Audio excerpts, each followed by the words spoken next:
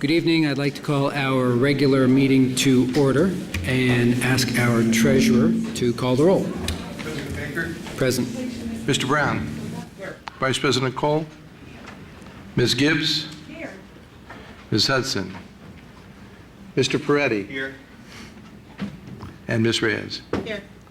You have a quorum, Mr. President. Thank you, Mr. Treasurer. Now, I would like to ask some special guests to join us at the podium to lead us in the Pledge of Allegiance. Danielle and Delina Farnlocker, please approach the podium. These are the granddaughters of Robert Quinsel, who we'll be recognizing later, who is a Navy veteran. So everyone, please be upstanding. I pledge allegiance to the flag of the United States of America and to the republic for which it stands, one nation, under God, indivisible, with liberty and justice for all.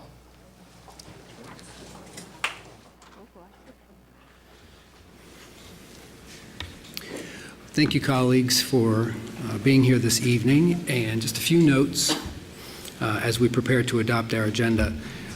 The agenda is up to date on your iPads, but on the printed agenda that you may have, item 9.1, which is the resolution related to the Arlington Gateway proposal. That may still be on your paper copies. It is not on your iPad version because we will not contemplate that piece of legislation this evening. That's been removed pending further negotiations.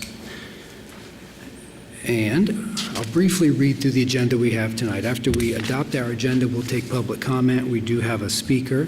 We'll then hear from our interim superintendent, after which we'll hear from our internal auditor and treasurer. We'll take up our consent agenda. Then we'll hear announcements. There is no executive session this evening. What I'd also like is, first of all, let's have a motion that we adopt the agenda. So moved. Second. And then I would like for someone to make a motion that we amend the agenda to allow us to move item 13.3 to the front of the meeting so that we can honor Navy veteran Quinsel. So moved. Second. Moved and seconded. Mr. Treasurer, would you call the roll on the amendment? On the amendment. President Baker. Yes. Mr. Brown. Yes. Ms. Gibbs. Yes. Mr. Peretti. Yes. Ms. Reyes. Yes. The amendment passed. And then would you like to call the roll on the main motion? Ms. Gibbs. Yes. Mr. Peretti. Yes. Ms. Reyes. Yes. President Baker. Yes. Mr. Brown. Yes. That motion carried. Thank you very much. And at this time, I would like to ask Robert Quinsel and his family to approach the podium, please. Come right on up to the podium. We are going to be presenting Robert Quinsel this evening with an honorary diploma. I'm going to read this, and then I'll ask you to come up to the table, after which we'll take some photographs. Where are your granddaughters? Why aren't they at the podium? Thank you. I'll read this, and then we'll carry on. South High School, this certifies that Robert F. Quinsel, having met the criteria as determined by the Franklin County Veterans Services Office, is declared a high school graduate and is hereby entitled to this honorary diploma given by Columbus City Schools on this 19th day of June in the year 2018. So you were in the Navy and you were in Korea. And so because you were there, you were unable to finish things, and so now you will receive this honorary diploma. I'd like to ask you, Mr. Quinsel, to come to the table so that you can receive this honorary diploma. Let's all go around.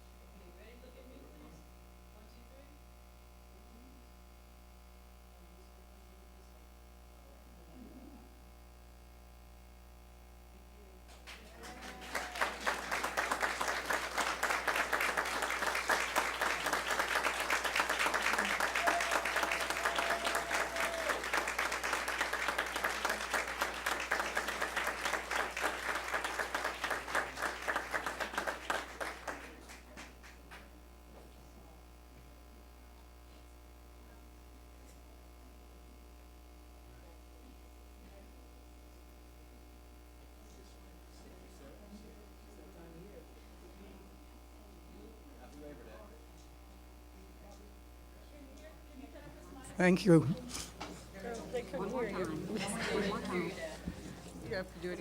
Oh. I'd like to say that it's never too late, and to do it, and therefore your heart will never let you down if you keep on trying. And education is what's the best thing you can get. Thank you.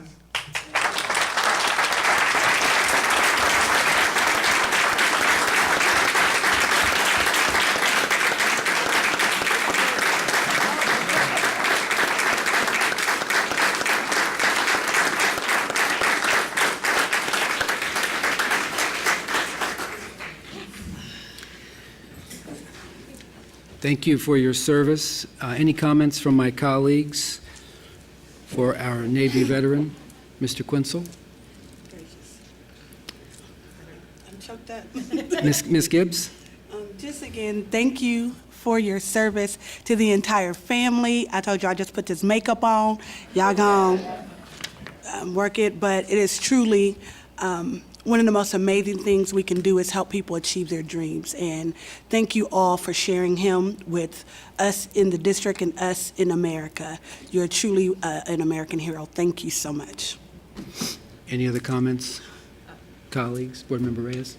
I just want to also thank you for your service. Thank you for persevering, because I think it's important. We have a lot of past veterans and past students that are still trying to get that achievement, and knowing that it's important, and no matter what age and what timing, to be able to get it, and to also, again, thank you for your service, and thank you to your family for being here today and sharing that moment with not only us, but the whole Columbus community. Thank you. Any other comments? Any question or comments from Superintendent or Treasurer or Internal Auditor? Yes, sir. On behalf of the 9,000 plus employees of Columbus City Schools, thank you, thank you, thank you for your service to this country and for making freedom available to all of us to enjoy. All right, thank you very much. Freedom isn't free. We only have it because of people like you and your family who sacrificed. So thank you very much. You all may feel free to leave the meeting now. We don't expect you to stay for the entire meeting. You're certainly welcome, but thank you very much for being here. Have a great summer. Thanks, Brother Ron. Oh, okay. All right, let's move on. Let's move on to our next agenda item, which is public comment. Actually, before we do that, we all have a friend in the audience, John Kennedy, who served on City Council for a number of years. Please stand and be recognized. Good to see you, sir. When he was a judge.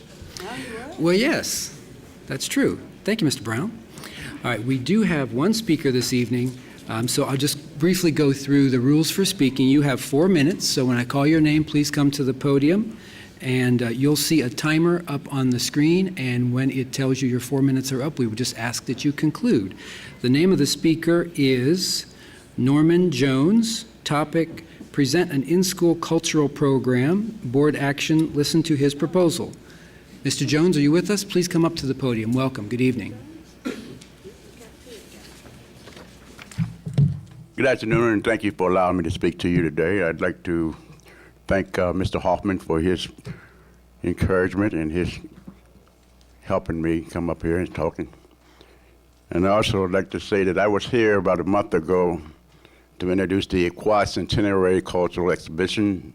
The City of Columbus has been designated as the official African-American Quad-Centenary City, along with the St. Petersburg, Florida. I will be addressing St. Petersburg, Florida School Board on tomorrow or Thursday. So, about the same program. When I was here earlier, I'd like to do the protocol. Mr. President Baker, Vice President Cole, Treasurer Boroka, Internal Auditor Ms. Smith, members of the board, and Intern Superintendent Dr. Stanford. Thank you for allowing me to be here. I'd also like to thank a lady in the back that's sitting there that adjusted my tie for me so I wouldn't look strange. And also, I'd like to thank Mr. Gillison for liking orange, right? Took a picture of her last year at the candidates meeting.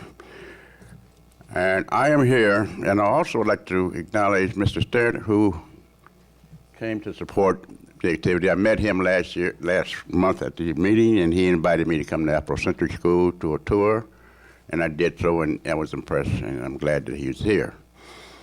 I did show him a book, that I've written called The Art of Cultural Games, and it includes chess, checkers, backgammon, dominoes, games that have rules and laws and respect for players and property. The title of the project is the Cultural Olympic Games Project for 7 years and older. And the objective are to provide and promote creative and constructive cultural arts activities that offer a degree of pride and self-esteem to youth in America, to offer hands-on cultural activities that are specifically designed to enhance the quality of life of the project's participants, and will learn the rules and laws of cultural games and respect for authority, peers, and community property. Participants learn how to compete mentally instead of resorting to physical confrontations. This project will offer activities that teach participants how to analyze, articulate cultural games. Cultural games are board games that have resulted in actual living experiences. Some of these games include backgammon, chess, checkers, and dominoes. Trophies and plaques and frame certificates will be awarded to all participants. The duration of the project is 4 weeks. An ideal number is from 16 to 36 kids in each class. I'd like to also thank you all for being here. I am a product of the Columbus Public Schools, graduating Columbus East High School in 1963, and I was proud of that, and I had the honor of being the last person to be cut from the basketball team that won the state championship in 1963. So that let me know that my career would not be athletically, but culturally but academically. And we will be having a press conference at the Harmony Project on East Long Street in July to announce the activities of the African American Quadcentenary, which will highlight the accomplishments of African Americans in the city of Columbus. Questions? Thank you, Mr. Jones. Are there clarifying questions from colleagues for Mr. Jones this evening? Thank you very much for being here this evening. Thank you. I do have some cards that you can contact me with. And also I have informed Dr. Walker at Afrocentric that I would be presenting this to you today. Thank you very much. Safe travels. Thank you. All right, I do believe that is our only speaker for the evening. So let's move then to our interim superintendent report. Dr. Stanford, the floor is yours. Thank you, Mr. President, members of the Board of Education. Well, this Thursday is the first day of summer officially, but our summer school students started on Monday. June 18th was the first day for all of our summer school sessions to begin. And as of today, we have more than 3,500 students registered with all of our sites nearly full.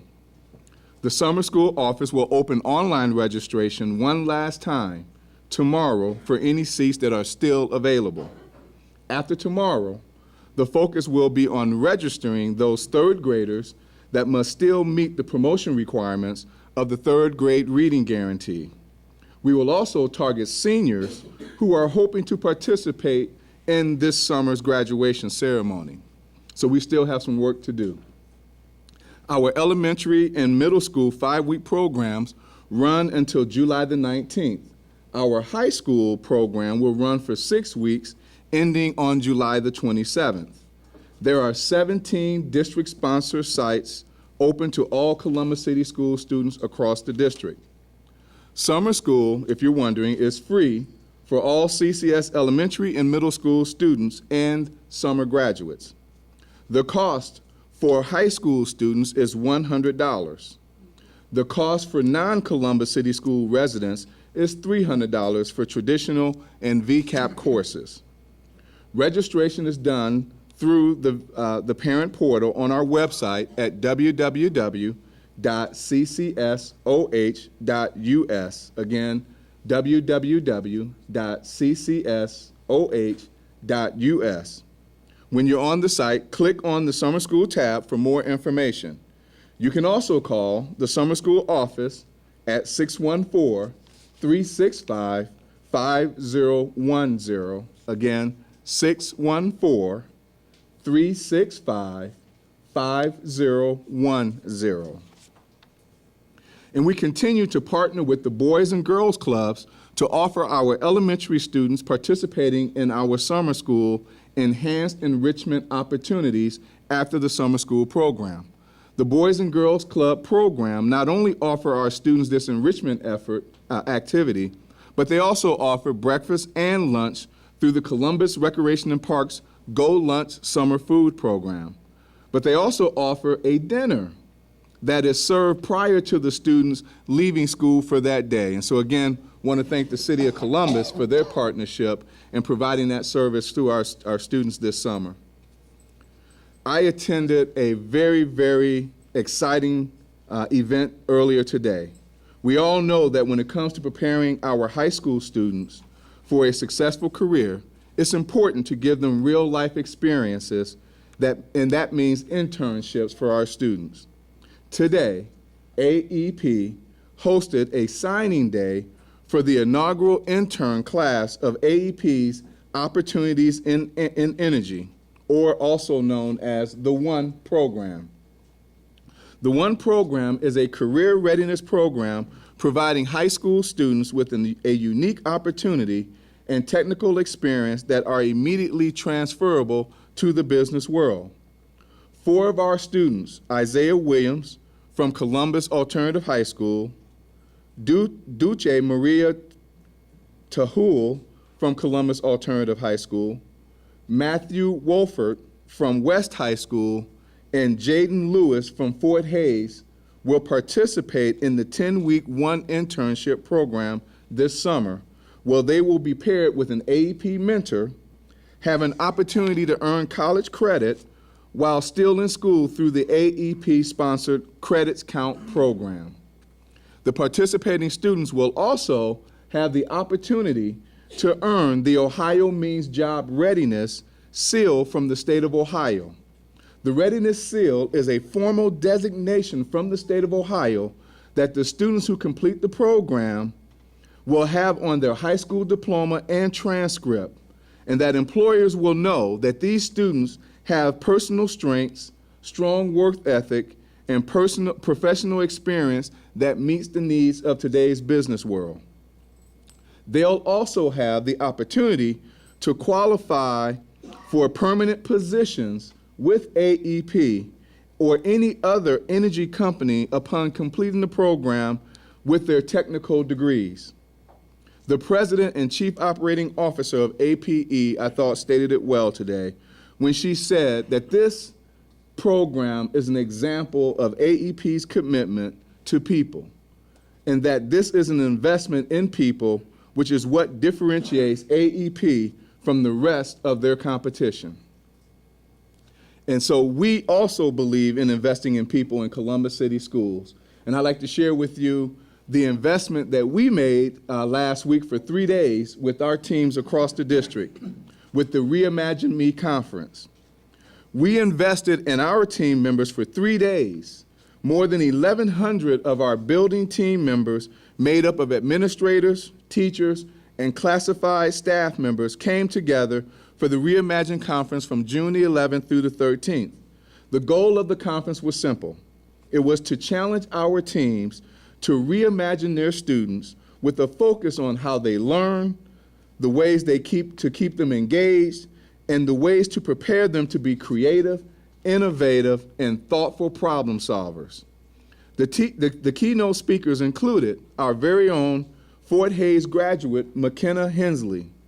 She is an I Know I Can founder scholar who was accepted to The Ohio State University and Spelman College, among other prestigious universities across our nation. The district's only Gates Scholar, South High School graduate, Rico Felix, was also in attendance to present at the conference. As you well know, he will be attending West Point Military Academy on a full ride scholarship, in addition to the Gates Scholarship that he received as well. He talked to our teams about reimagining all of our students, regardless of their zip code and or where they came from, to not judge a book by its cover, but to look inside that book to understand the student. We also had a panel of students who discussed how they can reimagine themselves as engaged learners and critical thinkers, as effective communicators in a global marketplace. 50 of our high school students, from all across the district, came together for the Reimagine Me Student Leadership Conference over those 3 days. So we had our team members and 50 students for 3 days discussing how we can reimagine the way we are conducting teaching and learning in our classroom. They collaborated with their building teams to also reimagine how our students see the future of their education, how to use their student voice to impact the culture and climate of their schools, and how we can better prepare them for their education and for their employment experience as they leave Columbus City Schools. As you can see, it was a powerful 3 days. Several team members approached me without me asking them to provide their feedback on the 3 days. One person said to me that this conference was the best professional development opportunity that they have attended in many years. And they offered that we should open this conference up to others outside of the district so that they can have this same powerful experience. And we are definitely considering that as an option. So we have a student video now that we would like to share with you from the conference to give you a sense of what our team members experienced. My name is Adam. Hi, my name is Kalia Smith. My name is Aiden. Hi, my name is Marina. My name is Yusuf. My name is Kayla. Hi, my name is Mohammed. I'm Sadia. My name is Dario. My name is Liam. My name is Dulce. I'm Shayana. My name is Thomas. Hi, my name is Andrew. My name is Lily. My name is Hussein. Hi, my name is Lila Allen. My name is Malcolm Neal. Hi, my name is Ali North. Hi, my name is Madison. Denaya. Hi, my name is Naziar Jones. My name is Jaeger. Assalamu alaikum, magagay zaharwe, anink. I'm in the 11th grade. I go to Korean Elementary. I am in the 11th grade. I go to Independence High School. And I go to Korean Elementary School. And I'm not your average student. I'm in the 10th grade. I'm not your average student. I go to Korean Elementary School. I'm in the 12th grade. I attend Independence High School. I go to Korean Elementary. I'm in the 12th grade. Please, reimagine me. Reimagine me. Reimagine me. Reimagine me. Reimagine me. Reimagine me. Reimagine me. Go reimagine me. Reimagine me. Reimagine me. Reimagine me. Reimagine me. Reimagine me. Reimagine me. Reimagine me. Reimagine me. Reimagine me. Reimagine me. Reimagine me. Reimagine me. Reimagine me. Reimagine me. Reimagine me. Believe in me. Reimagine me. Do believe in them, and we are going to continue to reimagine our students. This conference was just one of the many initiatives going on in Columbus City Schools that will transform the way we teach and learn in our classrooms. Another initiative that has been ongoing for the last year and a half is the Innovation and Reform Committee's work that started in January of 2017. And this work was also to reimagine our high schools and how we deliver classroom instruction. Here to present that work this evening is Ms. Cherie Wells, our Director of Secondary Curriculum, who will give us a short presentation on the committee's work.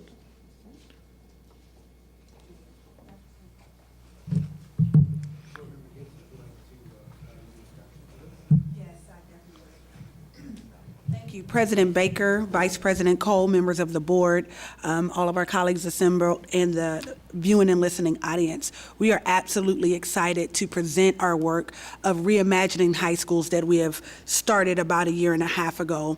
Even though Innovation and Reform is a board committee, it is a very strong alignment between the Board of Education goals and our work with Ms. Cherie Wells and the entire district, Dr. John Stanford, and all of the teams that come together once a month to really help us pull together the best idea, our trends, and come up with a new way of looking at high schools. So shortly after Board Member Peretti and I finished the facilities master plan, we realized that we were focusing on the buildings, and we are looking at the brick and mortar, what's going to open and what's going to close. The work we embarked upon about a year and a half ago began to focus on what's going in the buildings. So not just what is it going to look like, but what type of innovative programs are we going to offer? And it aligns to our committee charter goals, which is to pull together the emerging trends, the best practices that we gather from our professional conferences, our workshops, and our seminars, to stay abreast of our current and emerging academic trends,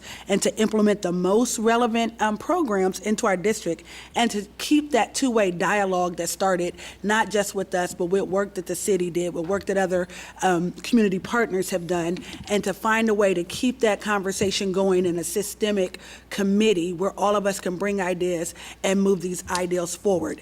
And it says if you want to go fast, go alone, but if you want to go far, go together. So we have an amazing team of members, and if you are a member of the Innovation and Reform Committee, could you please stand right now? Everybody couldn't fit in this room, but we'd like to thank you all for your service, your staff too. Yeah, y'all had to give up your afternoons. Will you give them a round of applause, colleagues? Our members represent all facets of the community, all of our fraternities, sororities, nonprofit partners, some of which you will hear from today as I look at Ms. Katina Fullen and Ms. Rhonda Johnson. And it was first partnered with Dr. John Stanford, and we have turned it over to an incredible leader and alum of this district. She is our Director of Secondary Curriculum, Ms. Cherie Wells. Ms. Wells, take it away. All right, good evening. Good evening, President Baker, Vice President Cole, Treasurer Bahoric, Auditor Carolyn Smith, Interim Superintendent Dr. Stanford, members of the board, Director Johnson. I am so excited to be here with you today to present the awesome work of the Innovation and Reform Committee. The work that's been done over the past year and a half has been truly exciting. As both a parent and an alumna of this district and as an employee, I am super excited that we've begun the initiative of really beginning to reimagine our schools on behalf of our students to better prepare them for the workforce. With that being said, as Board Member Gibbs has kind of already outlined for you, the charge of the committee, specifically looking at the high schools, is really to look at best practices and determine, based on our processes, which recommendations we would make to the Columbus City Schools Administration to really begin looking at. And so the goal of our presentation today is to share with you the committee's work and what our final recommendations are to the administration in terms of researching what the feasibility would be of these programs in our district. So with that being said, we first want to remind everyone of why we're having this conversation, and it's the same reason we had the Reimagined Conference.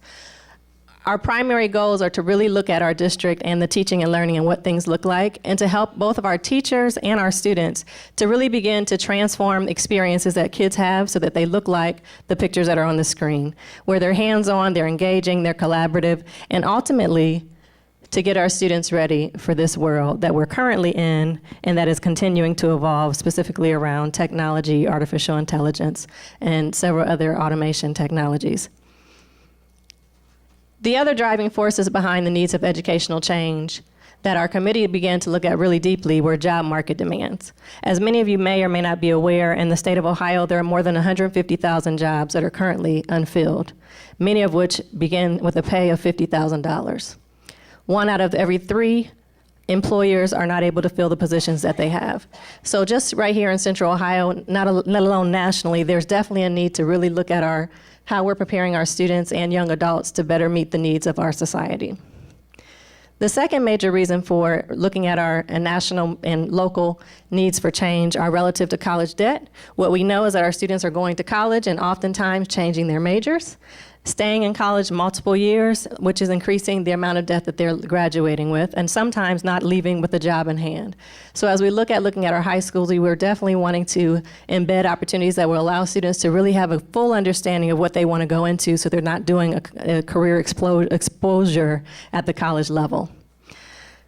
The other most notable change that you guys are aware of, I'm sure, is relative to the new Ohio graduation options. We're actually very proud of the state for making the decision that students should be able to graduate in more than just one test to be able to show that they're ready for life after college, after high school.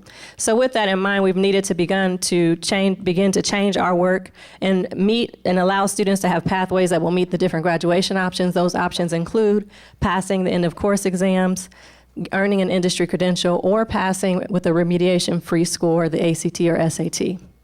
And last but not least, in our district, although we are glad that we have around an 80% shooting for higher this year with graduation rates, we also recognize that leaves 20% of our kids who do not have a high school diploma.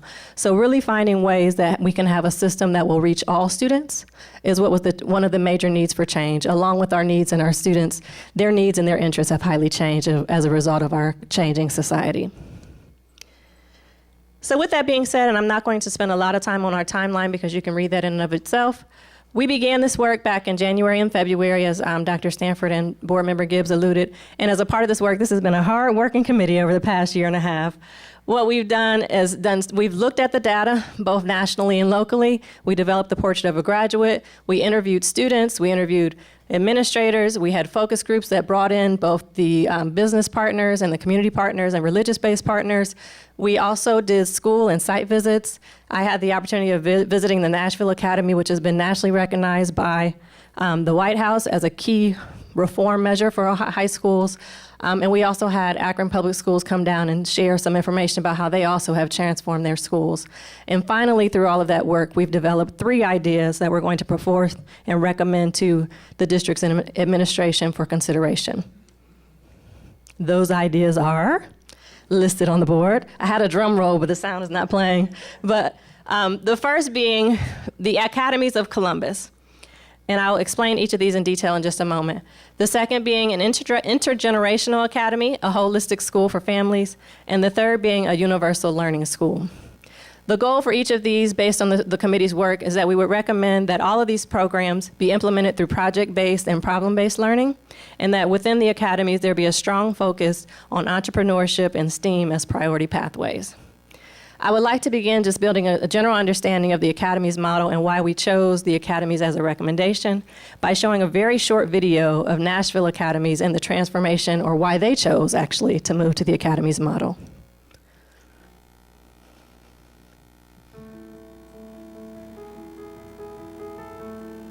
In 2005, things were pretty bad in Nashville. We had a graduation rate around 58%. Federal accountability law, No Child Left Behind, was breathing down the necks of a lot of our school principals. They weren't hitting district standards, they weren't hitting state standards. We had students that did not have hope. That's when we knew that we had to create a transformation that was founded in relationships. It took the Chamber of Commerce, Alignment Nashville, Pencil, Forward Next Generation Learning, of course, MNPS as a partner, in order to make this happen. We saw the Academy model as a real opportunity to truly transform education and make it more authentic and real for students. My pathway lets me be me and be creative. I feel like I've become more accepting, more aware, more open-minded, and more kind. I think without it, I wouldn't be where I am today. I wouldn't know what I want to do. I would be lost. Every day I just come to school with a purpose. We've been able to help other communities learn from our lessons, and we've really been able to see communities all over the country implement academies with our support. Ford Motor Company Fund had recognized that we couldn't just focus on transform teaching and learning, but we also needed to think about how the system needed to change and how we would engage the larger community in this important transformation for students. Once we began to look at all those practices, we broke them into these 3 strands. The first strand is transforming teaching and learning. And this is all about true engagement for the student. It's about students having a much better idea about what they want to do in their future. And their academics are going to be taught through the lens of something that really inspires them and engages them. Everything from the medical sciences to engineering to mechatronics, anything that is high demand in our area. I now know what I want to study in college already. I know what job I want to get after college. I'm already prepared for my future. I'm already thinking about my mid-30s when I'm 17 years old. Secondly, is transforming the school structure, and that's changing these large, comprehensive high schools, breaking them down into smaller learning communities so that you have schools within a school based on themes or career interest. Students will spend 3 years together in their classes, and many of their teachers will be the same teachers throughout those 3 years. Through that process, it does begin to feel like a family. Because I've been with my teachers for so long, they understand me. They know what I need to succeed. Strand 3 is really about how do you engage larger communities. So this is transforming business and civic engagement. We know that business and industry employers play a huge role in supporting schools. And when they engage in the development of the academy model, they're at the table when the academies are developed. They become For sake of time, we're not able to keep showing it, but it gives you a brief overview of why we really feel like the academies is one that we feel like the administration should consider, along with what was pulled out in the videos, just to kind of remind everyone, and again, what the committee's interests were. We really feel like the academies is a strong option because it does provide college and career academies within every high school. It also provides an articulated pathway within each high school in terms of courses, how that aligns with life after high school, the college courses you want to take, the military selections you're interested in, etc. And it has proven results. Just to highlight a few from Nashville since 2012, what you heard in the video was that they had a very low graduation rate. One example since they've developed the academies is that they moved from 62% to 83% graduation rate. They also had major increases, 43%, in the amount of students who were taking advanced coursework. And one of the unintended consequences, which was interesting to me personally, was the average gang member age changed. They used to have high levels of gang involvement among teenagers and students who were still in high school. And as a result of the academies, instead of students joining at 16, the average age changed to 22 years old. Our next recommendation is the Intergenerational Academy of a Holistic School for Families. The design of this program, as a point of consideration, would be to support all of our students and adults. We know that the 7:30 to 2:30 model just does not work for all of our students, and definitely does not work for some parents and or other adults in our community who are interested in continuing their education. So the goal of this opportunity would be that we create a flexible learning environment that would be open, for example, from 7 a.m. to 9 p.m. that provides wraparound services, whether it be childcare or social emotional health, mental health counseling, etc., whatever we find to be the needs of whoever's participating in the program. One of the benefits that we really also like was that this directly supports the Central Ohio Compact. It supports the growing desire and initiative around the adult diploma, Ohio Means Dropout Recovery, and in particular, our English language learners and families would have great opportunities for continuing their language acquisition. Finally, our last recommendation is around the Universal Learning Academy.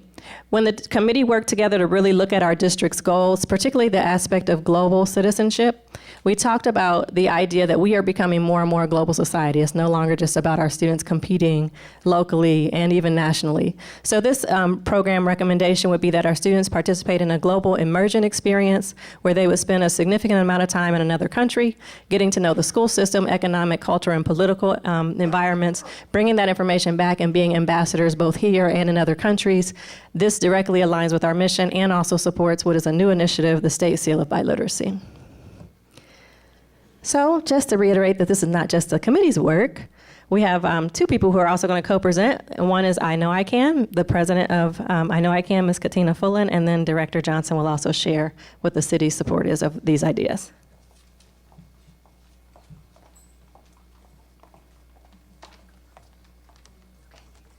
Good evening, everyone. Good to see you again. So just wanted to share, I know I can support in this work. I think for us, we believe in this work. We believe it's important work. We also know that we've already begun to explore this through the partnership with Columbus State and its grant work, specifically investing in innovation and AEP credits count. So there is interest among the community partners in exploring more about the college and career academies. What we love about it is that it links schoolwork to the world of work, and it also helps our students by providing who we consider to be our emerging workforce with meaningful opportunities to really explore careers, to get exposure to what opportunities will be available to them post-high school. I think we would be happy to continue the conversation through our partnership with Columbus State and our other nonprofit partners, and just know that for us it's about ensuring that the skills needed to be college and career ready are accessible for all students, and for that we are excited to be part of it. So thank you. Thank you. Director Johnson? President Baker, Vice President Cole, members of the board, Interim Superintendent Dr. Stanford, I appreciate the opportunity to offer support for the recommendations of the Innovation and Reform Committee on initiatives to reimagine Columbus high schools. The committee has discussed at great length and come to a consensus that the district explore innovative ideas to transform our high schools. It is inspiring that these recommendations have been labeled as ways to reimagine Columbus high schools. The same name was given to the final report of the Columbus Education Commission on which I served, and that was convened in 2013 by Mayor Coleman and then City Council President and now Mayor Andrew J. Ginther. That report, titled Reimagine Columbus Education, provided an entire chapter called Students with a Purpose that recognized the importance of high school graduation and career readiness on the Columbus economy and the future of our families and communities. This information, coupled with the charge of the mayor and council president that every child should graduate prepared to go to college, get a job, start a business, or join the military, helped to shape the recommendations of this chapter of the report.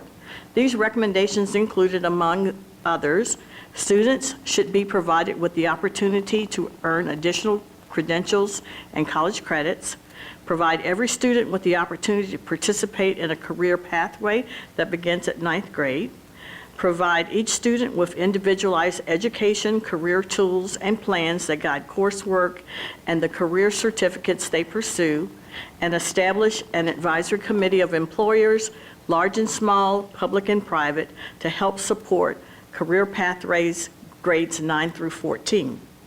I'm equally excited about these ideas, not only on a professional level, but on a personal level as well. The idea of career pathways and academic academies are not new ideas for me. After all, that is what I did. I started my teaching career as a business education teacher at Northwest Career Center. While I was there, I prepared hundreds of students for jobs in banking and financial institutions. I am excited that in this new level of education, we will have the great opportunity to focus on transforming high schools, to have an equal focus on college, military, and career pursuits that prepare students for jobs that don't even exist today. So with that being said, please know the recommendations to the CCS administration on behalf of the Innovation and Reform Committee to pursue a feasibility study of the development of academies within each of our high schools, a holistic school for the whole family, and a universal learning school have always had the complete support and endorsement of the City of Columbus. Thank you. Thank you, Director Johnson. So with that being said, it is our recommendation to the Columbus City Schools Administration on behalf of the Innovation and Reform Committee that we do a feasibility study of each of the 3 ideas, and that we present the findings of those studies to the Board of Education for potential approval no later than December 31st. And with that being said, they were already recognized, but again, we went through a lot of work, so I think it'd be worthy of them to stand again. If any of the committee members are here, please stand so you can be recognized. And give them one more round of applause. And with that being said, we'll open the floor to questions.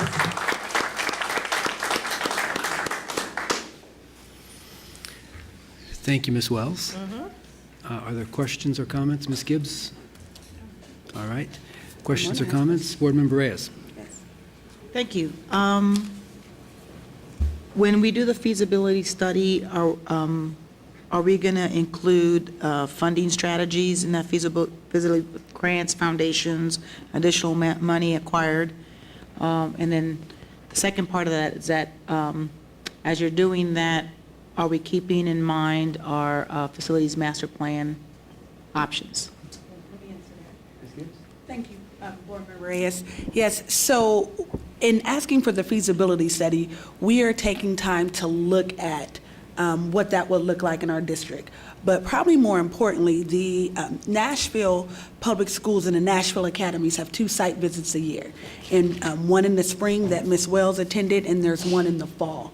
And it's not a given that you get a Nashville Academy, which is why we did such a widespread community focus group about it, and we've been working on it for a year and a half. So the goal is to go and look at it as a team and to study it, and you have to apply, and it's a 3-year process for them to come. So not only do we express interest in the academies, they come to your city to see how ready your city is to receive a Nashville Academy. So we have to study, do our due diligence, learn more about them, and then based on what the team learns on their site visit, then they prepare how feasible it is for us to go after this. And I think Columbus is poised and they're ready. They have trained more than 12,000 school board teams, people from across the country, and this is their 10th year. And so what we are doing is doing that background information, knowing that we have a facilities master plan, but as we said, these programs aren't necessarily contingent upon what the facilities are going to do, but what actually goes in them. And so if there is, as everyone knows, what's my number 1 school? The NASCAR school, right? Because I want a NASCAR school. So our consideration is, in the next building, does it have a door big enough for Dale Earnhardt to drive in his car?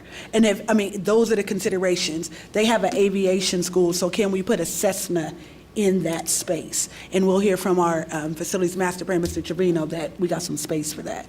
So it's really a lot of research and doing the due diligence on how we can learn more and do the research.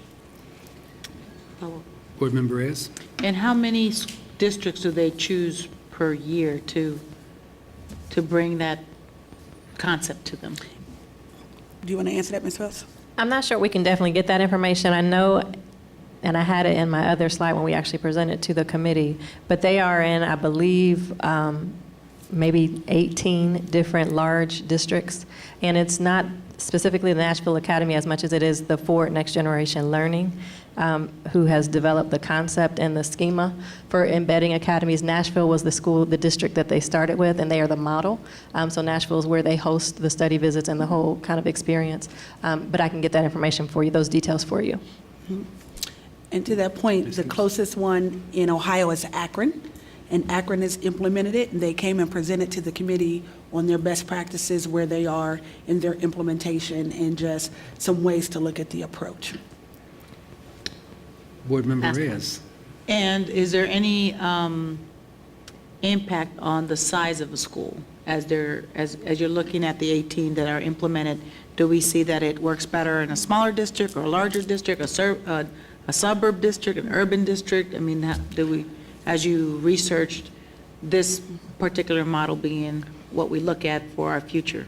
From what we learned, thank you. From what we've learned, it's a variety. So there's no one size fits all, and everyone goes at their individual community speed, right? And what works best for their community. So some people implement 5 academies and they have 20 schools. Some people they have 3 high schools and they put it in all 3. So each configuration is unique. But what we know on the site visit, if you get to learn, they train you, they tell you all the information. And then there's one more session called a deeper dive, where they go in way deeper than just a site visit. And they get into more of the logistics, more of the implementation strategies, more of the things that our academic team will probably ask and the logistics team will ask about how does this really work? But the key point is we have to do the study for it. And I think you can you can read on their website. So if you go to Nashville's of Academy or mnps.org, there's a plethora of information on their website to talk about their academies with the map of everywhere they are in the country. So it wouldn't be automatically flipping 21 high schools to this model? So as a part of, thank you for that question. As a part of their model is to come together and we as a district determine how we want to start. And to answer your other question, within their model, they do large, comprehensive, or small schools like ours. So it just kind of depends on what direction we want to take relative to our larger conversation around facilities or whether we keep things as they are. Thank you. Mr. Vice President. Thank you, Mr. President. Thank you so much for this presentation, our committee. Looks like outstanding work. So as I'm hearing everything, I'm condensing and I'm kind of processing from a SWOT standpoint: strengths, weaknesses, opportunities, threats. I see the strengths and I see the opportunities very clearly. I see the internal strengths as the possibility of increasing student achievement in the district.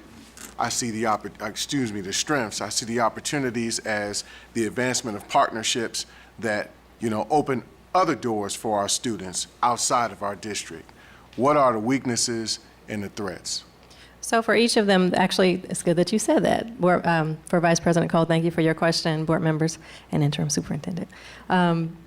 As a part of our process, each of the members who really supported one of the concepts did a SWOT study. So we have some preliminary answers for each of those, but that would be a greater part of the feasibility study as well. Okay. Other questions or comments? Yes, Mr. Peretti. I just want to thank the kids for this hard work. It's fantastic. Thank you so much. My question is, when we get the feasibility study back, is it going to sort of look at possibilities for like our neighborhood schools? Is that what it's looking at? Looking at our sort of neighborhood feeders, what sort of potential we have in those, our Briggs and our Beechcrofts and our Independences of the world. And, also at the same time, we also have the East High School Pact and things like that seem to already kind of fit into what this is trying to do, to kind of give a unique sort of perspective for each feeder pattern. Is that what it will sort of look like? Yes, thank you, Board Member Peretti. Yes.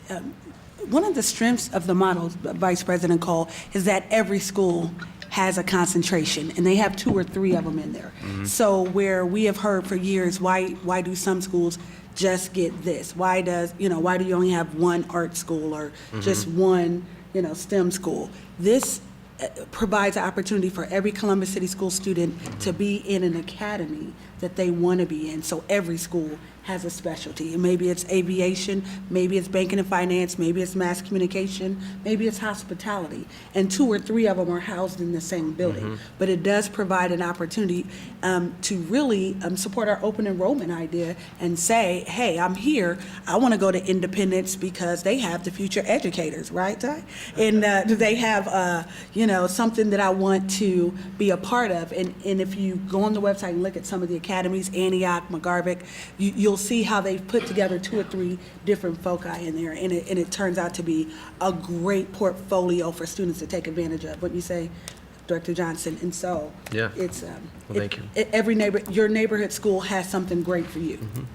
And now understanding that there may be 21 schools today and maybe a lower number by the time we implement, but these programs can go in. We're not tied by the brick and mortar except for the aviation school and then to get the NASCAR car in. But other than that, it's a matter of doing it. And real quick follow-up, what's the timeline on the feasibility study? They haven't till December 31st of this year. Okay, thank you. Pull it That's all. together. Appreciate it. Thank you. Other Thank you for questions your or hard work, comments, too. Mr. Brown? The committee. Yeah, I just, a lot of work, a lot of effort. It sounds interesting, and from my perspective, I want to be able to read more about it, learn more about it, and especially look forward to the analysis by our professional educators and how this might look for us. It's an interesting approach to developing this kind of program, and I'm not sure yet whether I like how it was done, but I certainly think that it merits, taking a close look and study. So thank you. Thank you. Very good. Thank you. Board Member Gibbs, would you like to close us out? I would like to thank Dr. Stanford for all of his tremendous work and leadership in this area, who's been leading it for a year and a half, our incredible Director of Secondary Curriculum, which means she is over all of the curriculum for middle and high schools in the district. Chief Academic Officer Gillison for all of your support. And in the room was gifted and talented. It was special ed. It was professional development, facilities. I mean, we had every single cabinet member weigh in, Pagine for career and tech. I mean, we had just a great cross-section, and then anybody else who wanted to come to the meeting and or were voluntold to come. We do appreciate all of their information and their input into this process. So this is just the beginning of more work. And we look forward to that site visit in September where we can get the official information and then how that feeds into your feasibility study. Thank you so much. Thank you, Ms. Wells. President Baker, that concludes our report. Thank you, Ms. Gibbs. Dr. Stanford, back to you. Thank you, Mr. President, members of the board. You have all seen the news about the district's purchase of the Southside property, which served as the headquarters for the collapsed ECOT online charter school. Mr. Bohoric, our district treasurer, was successful and did a fabulous job in securing the site through the online auction process that allowed us to acquire the office space and land. We believe that this property will make it possible for us to consolidate several offices across the district, which could ultimately save the district millions of dollars. I'd like to bring to the podium at this time the Director of Capital Improvements, Alex Trevino, to provide you with additional information in his presentation. Thank you, President Baker, Vice President Cole, members of the board, Treasurer Bohoric, Internal Auditor Smith, Interim Superintendent Dr. Stanford, Director Johnson. So in front of you, you will see the opening screenshot, just kind of an overview of the property lines. And you'll notice right off the bat, it's a little bit irregular size site. So you see that dark yellow line there to show you that we have a couple driveways that tie the site to South High Street, as well as all the property you would expect underneath the building, as well as most of the parking lots. And then there's also acreage that's currently forested at the far east end of the site. So I'm just going to highlight some of the attributes of this site that attracted us to it as it became available. So again, it's a 26.5 acre site. The 8 acres to the east side, that forested portion, is currently undeveloped. As you can see in the map, the site has particularly good proximity to I-270 as well as I-71.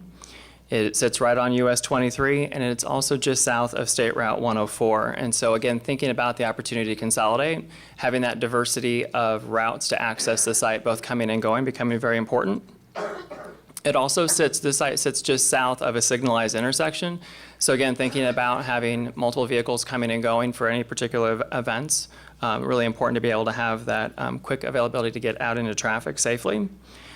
You can hopefully kind of see it in the photo that's inside there on the map. But so the site actually, so while it does sit back a little bit from South High Street, it has a large pylon sign, including an electronic message center. So again, in terms of visibility, we thought that was a key attribute to this particular site, that investment's already been made. And while of course it's accessible by car, it also is available or accessible by public transit. It has a bus stop right in front of the site. So then just looking at specific opportunities on this particular piece of property. So the existing building is over 138,000 square feet under roof. The building's one story, so just kind of by nature, it's a very accessible site. It currently has over 700 striped parking spots, and those spots are on all sides of the building. So entry into the building is very easy, and parking available wherever that would make the most sense. It does have access to those 3 driveways, including 2 of them, which are actually part of the property. And again, thinking that this used to be a former enclosed mall with anchor stores at both ends, it is by nature a flexible structure. So it was designed to be able to flex and flow with different configurations. And so we thought that was a key attribute to this particular facility, as well as at the top corner of the photo, you can see there's kind of a raised box, and that is the former movie theater that was housed at the rear of the property.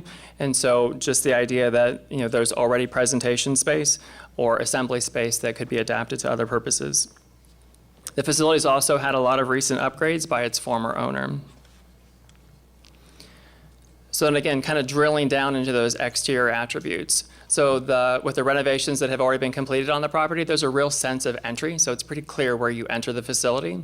And you can see from the previous owner, real opportunity for branding, something that even at this facility is a little difficult to do. So that real opportunity to put our name out there and make sure that people understand where they're visiting. Again, I mentioned there's parking on all 4 sides of this facility. And the facility also has great proximity to amenities, including restaurants, grocery stores, and other businesses. So then just looking at the kind of infrastructure that's already, the investments that have already been made at this site. So I highlighted in yellow what used to be the former Gold Circle store for anybody who's familiar with the south end of town in this particular development.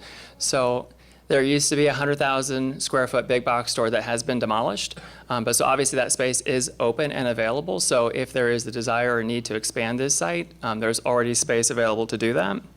The site also has 2 backup generators. And it also has a loading dock at what used to be the grocery store at the west end of the property. Entry. So obviously, entry is very important, particularly when you're serving the public. So not only does this building have 5 entries, so that we could organize this building and make it very easy for folks to find the services they're looking for, those entrances are also ADA accessible, which we know is crucially important for our customers as well as our employees. And then again, looking at that primary entrance that I think most of you have seen from the photograph. So there's a very welcoming and exciting kind of customer-forward front lobby that we think is a great attribute of this facility. And again, just because it used to serve as retail, it is by design very easy to navigate. So there is a north-south corridor, there's an east-west corridor. I don't think folks will find themselves lost in this facility. It's very easy to find your way around. And you can also see from the photos that there's a lot of updated flooring. So very nice finishes already existing inside the facility. And then again, just kind of peeking into some of the individual rooms. So because of what it used to serve, there are already a large variety of conference rooms that serve anywhere from probably a half dozen to as many as 20 or more individuals, as well as large training rooms. So those kind of flexible spaces that can serve a variety of different purposes already set up and ready to go. And then again, looking at some of the more specific spaces that are already set up within this facility that might serve other purposes for our district. So at the top right corner, you'll see an existing shop space that the previous owner had set up. And so while the equipment will be leaving, obviously that infrastructure that supports it will stay. At the center, you can see there is a print room that I think was actually from the previous owner. And then just the large office suites that you can kind of see set up in these pictures with the office cubes. So again, none of that furniture will be staying, but you kind of get the idea of how open and flexible these spaces are. So even within the walls that are there currently, lots of different opportunities to reconfigure. And then those walls that you do see are nearly all metal stud and drywall, so they could very easily be reconfigured. Looking at some of the amenities that are already constructed within the facility. So there are multiple employee support areas, or a lot of kitchenettes essentially. So lots of places for staff to pack lunches, take breaks, those sorts of things that we know are important. You'll see the kind of 2 center pictures. There are restrooms scattered throughout the facility, but the major restrooms have been completely upgraded. And that includes a family restroom, which we know can be really important, particularly when we're serving the public. And then at the bottom left, you'll see there is a small exterior courtyard that was actually added during the last renovation.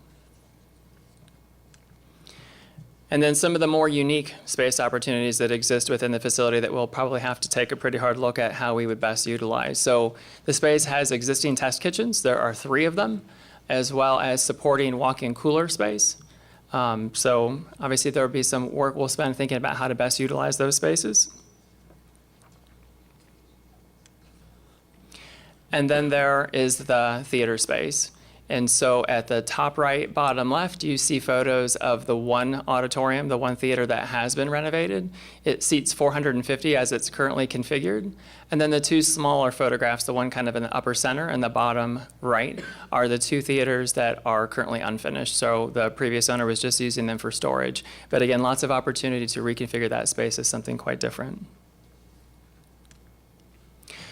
So I wanted to close with just a couple what-if scenarios, and it says it on the slide, but I'm going to say it again. These are just potential what-if scenario. So we wanted to make sure that one of the things we could demonstrate is that we could, that there are opportunities to both drive reductions in costs, operating costs, as well as to offset costs of this. So we just ran one scenario looking at what would happen if we consolidated the Hudson Distribution Center, the 17th Avenue Service Center, as well as the Linnmore Education Center. And so you can see that we have current appraisals for the Hudson site at $3.675 million. The current annual utility costs for that site are over $135,000. We have a current appraisal for the 17th Avenue site of $2.475 million. The annual utility costs there are $104,000 plus. And then on the Linnmore Education site, we did not recommend selling that parcel because it does sit adjacent to our Hamilton STEM property. So we did not show a cost for that, but the current utility costs are just north of $122,000. And then to kind of show the results of what this one potential scenario would look like, you can see that the sales price for the South High Street property was just below $3.5 million. The potential net revenue from selling the Hudson and 17th Avenue sites is $6.15 million, leaving a net gain from that one scenario of $2.678 million. And then again, looking at those utility costs, the current blend of those three utility costs for Hudson, 17th, and Linnmore is currently just a touch over $361,000. And with the information we received from the seller's broker on previous owner, just under $240,000 as annual utility costs for the South High Street property, resulting in a net potential reduction to the general fund of $122,000. And that concludes my presentation. Are there questions? Thank you, Mr. Trevino. Are there questions? Mr. Vice President? Thank you, Mr. President. Thank you, Mr. Trevino, for this presentation. I have a quick question about the consolidation. So do these buildings that are in this scenario for consolidation, do they fall into that charter clause for sale, for sale of our buildings? What Ohio Revised Code requires for us to put up this for charter use or consideration, does that fall into that at all?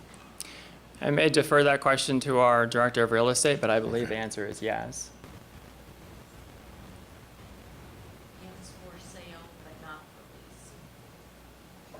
So thank you for the question. The answer is yes, for sale, but not for lease. Okay, thank you. Thank you. Mr. Peretti? Thank you. It's a really good question, Mr. Cole. And maybe I can just comment on that.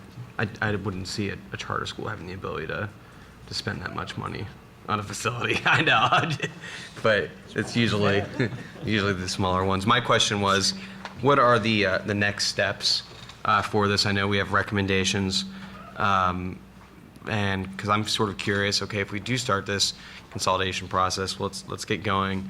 When are we going to be able to put these buildings, the intent to sell, out on these and get this going as soon as possible, so it's not sort of dragging out August, September, October? Would you like me to take that one? Well, you can start and then I can. Sure. So, President Baker to Board Member Peretti. So, I would say I think the most important thing is that, so we want to be very intentional about who and how we move into that facility. So I think we'll need to be very thoughtful about who the groups are that we blend into that facility so that we make the best opportunity of it. I think just the nature that we operate in so many separate facilities, we'll need to really think about how to best use particularly some of those conference areas, whereas right now we tend to operate them separately. We'll need to really think about how we blend those spaces together so that we can operate them most efficiently. But I know, so kind of to the immediate question as well, so we've already started working on kind of immediate plans. So the day we have keys, and we're still kind of working through the courts in that process in terms of when the property will actually close, making sure that we have a plan in place, that we would have folks in that building on day one to make sure that we're able to protect and make sure we preserve that asset until we are completely ready to move in. So, Mr. President, members of the board, if I could add on to that, and I believe Dr. Roush is trying to get copies of a one-page draft document that we've put together to give the board kind of a sense of what that timeline may look like. It's not written in stone, which means that you're going to have to allow us some time to have more discussions as a administrative team. But the idea is that we're going to develop this timeline that will allow us to plan the planning of being able to use the building. And so what he's handing out now to you kind of shows our thinking right now that this planning process would occur in phases for the development of a plan. In phase one, there are some immediate concerns that Mr. Trevino just alluded to.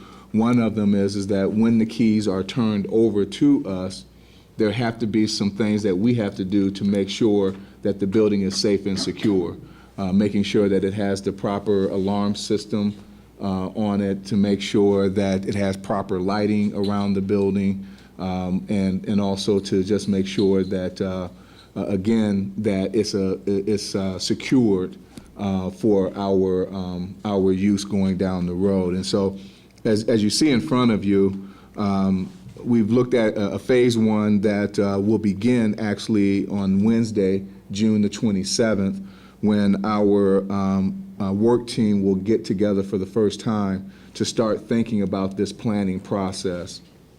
And then you see phase one will go from June 27th until September. The second phase would begin around September and go through December. That phase would take into consideration the recommendations from the Facilities Task Force, because this board charged that Facilities Task Force to look at the consolidation of administrative spaces.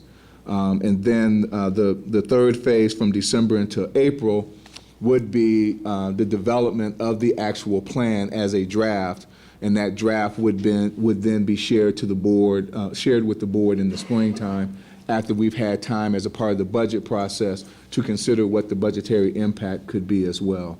But we also are having some conversations even right now of looking at, and this is what will begin on Wednesday as a part of phase one, are there some offices that we can move there temporarily, if you will, so that we've got a presence in the building that would deter anyone that had, ill thoughts about the building, to deter them from doing anything as well. So there are a lot of different things that we're going to continue to brainstorm and think about in the first phase from June until the beginning of September, around securing the building and making sure that we have the right things in place, changing locks and getting all the locks set up. And so all of those things will be worked on in that first phase.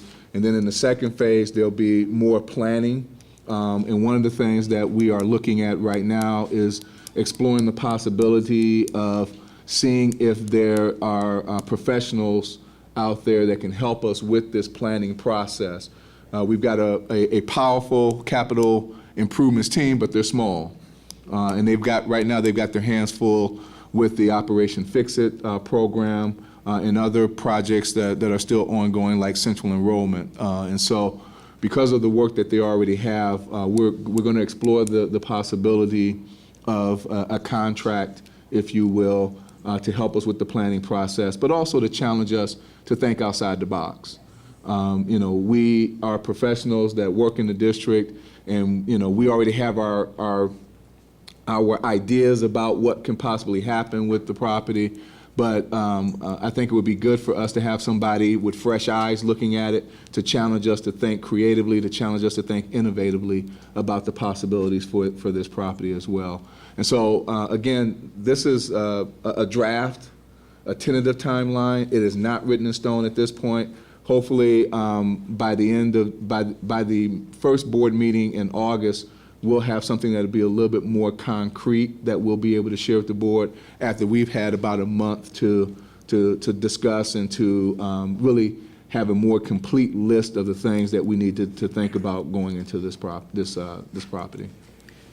Thank you, Ms. Gibbs. I believe you were next. Yes. I wanted to thank you for the timeline, because that was one part of my question. But the other is to make sure that we add the idea, while we're consolidating operational space, that this space and this land presents an opportunity for academic space, and that there are 3 test kitchens, and we have a world-renowned culinary arts program, and we have a movie theater, and we have mass media arts as a focus in our career centers. And so if you're going to make films, we have a studio for you to show it. I mean, and to make sure as we're looking at space, even though we know we're gearing towards a big part of the administrative consolidation, there's a considerable amount of opportunity for a new academic program, for community space that can be used for our community partners, and one that can really benefit some programming that we didn't really have space for to retrofit in other buildings. So as you're looking at architects, I hope you still keep an eye out on how we can maybe move some of our amazing programs or build a brand new one. You know, like the NASCAR school, where you got a lot of space to drive it in there, and but just how we make sure there's an academic can benefit from it as well. But we've needed administrative space for a very long time. So kudos to you, your leadership, Stan. You're clicking on that keyboard, making sure we got it, because people didn't understand us buying it. But you're not going to find this much land in Columbus, Ohio, unless Eastland or Westland Mall closes again. It just doesn't exist. Land is at a premium, and I think it's a great opportunity. So thank you for bringing this to us, and thank you for making this a reality. Thank To you, both Ms. of you, Gibbs. Dr. Stanford, Mr. Tavino.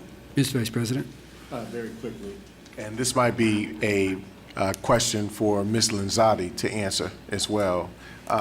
You mentioned a key factor being timing, and specifically timing for this facility. But as just kind of the foundation, my previous question, my question about the charter piece was along the lines of timing. What is the best or worst case scenario for sale of these assets, given this charter school factor? I'm fairly confident myself that there's not a charter school out there, and I don't want to put my foot in my mouth either. But I'm fairly confident there's not a charter school out there that could buy this, our education center or want to buy it. But given the fact that we have this as a factor, what's the best and worst case scenario in selling the building, getting it off our hands? President Baker, Vice President Cole, members of the board, Interim Superintendent Dr. Stanford. I don't know that I could answer a best or a worst time for when we would sell a property, especially since the Board of Education, the first step in the process is always for the Board of Education to declare a property as surplus, and that triggers a sequence of events that we follow with the Ohio Revised Code on the sale. I would say that of the properties that we've sold over the past year, because our last round, you declared 11 properties as surplus.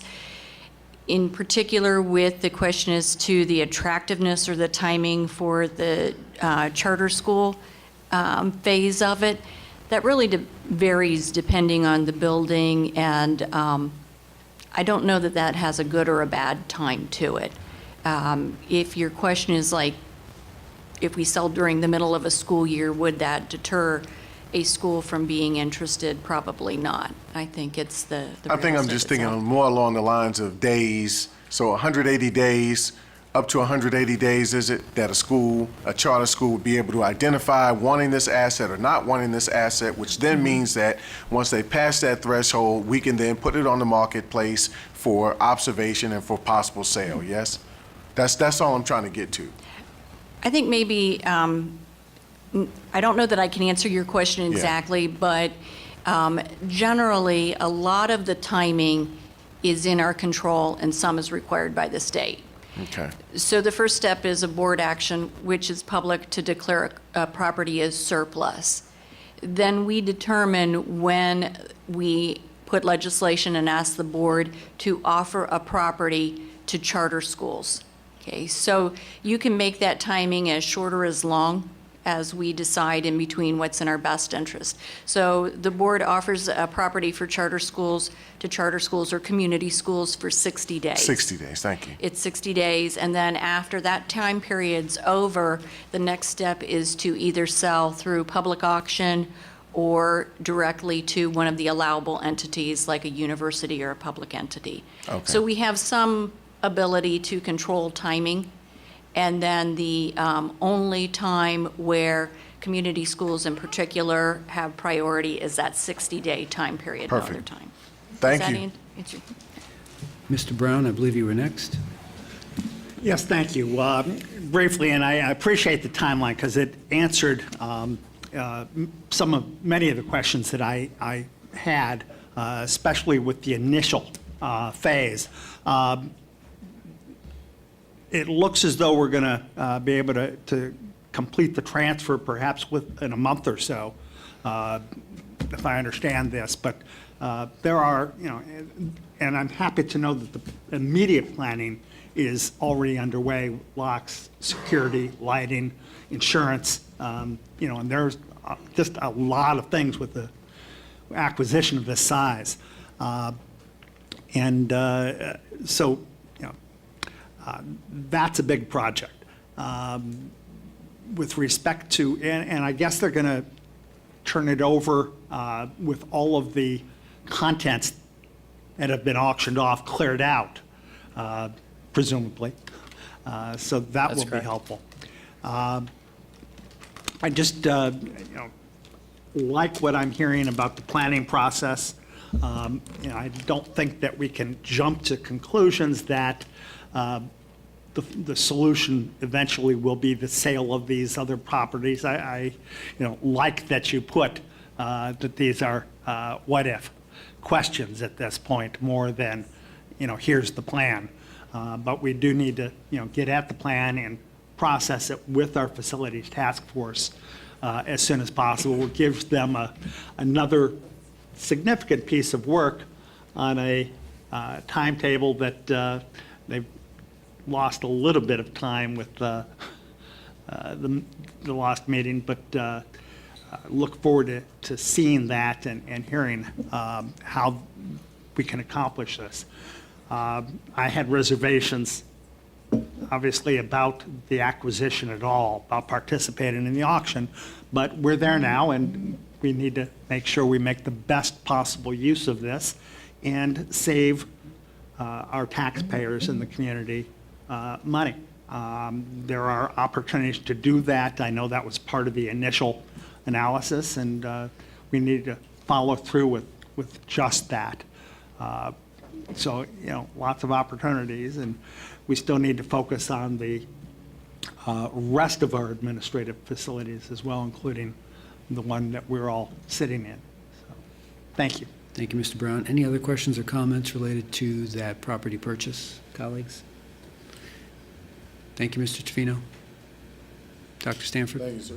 Thank you, Mr. President, members of the board. If you will allow me a little bit of a privilege, I'd like to also thank Dr. Roush, Mrs. Stockard, Mr. Braverman, Mr. Oldham, and Mr. Trevino staff and capital improvements, and DeJuan Hood as well for their contribution to this process.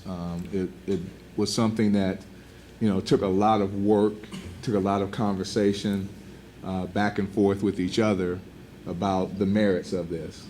So it was not an easy decision, but I want to thank them for all of their hard work in making it possible. So thank you. With that, the final presentation for this evening is on our Operation Fix-It program. As you know, dozens of deferred maintenance projects have been launched since the start of the Operation Fix-It initiative in 2017. And this summer, the work has continued. Our Director of Capital Improvements, Alex Trevino, will also provide you an update this evening on that program. Thank you, Dr. Stanford. Sorry, I'm not used to having the pleasure of making two presentations in a row, but this is all fun, so it's exciting to talk about our work. So I'm going to start with the slide that communications put together when we were working through the levy campaign and trying to explain to the community what the concept was behind Operation Fix-It and these 8 basic categories of work that follow kind of what started originally with the facility master plan through the Ohio School Facilities Commission and this concept of warm, safe, and dry.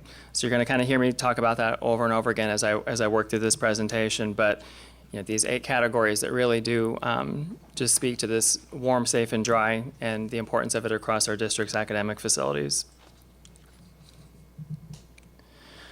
So the projects are really designed to stretch the life of our buildings. So we know at this point that this very aggressive facility master plan that we hope to complete over 15 years at this point is going to take a little bit longer. So really looking at these key investments to make in our academic facilities to be able to stretch their life until we can get them through that facility master plan to be able to get them replaced or renovated.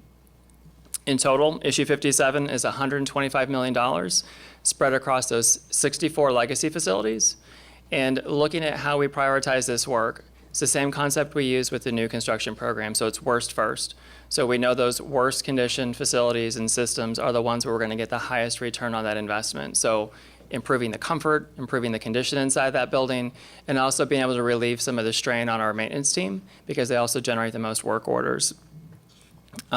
It's a 5-year plan. So I kind of put the graph down there just to kind of show we are just at about the 30% point of the time that we've committed to get this work complete as part of Operation Fix-It.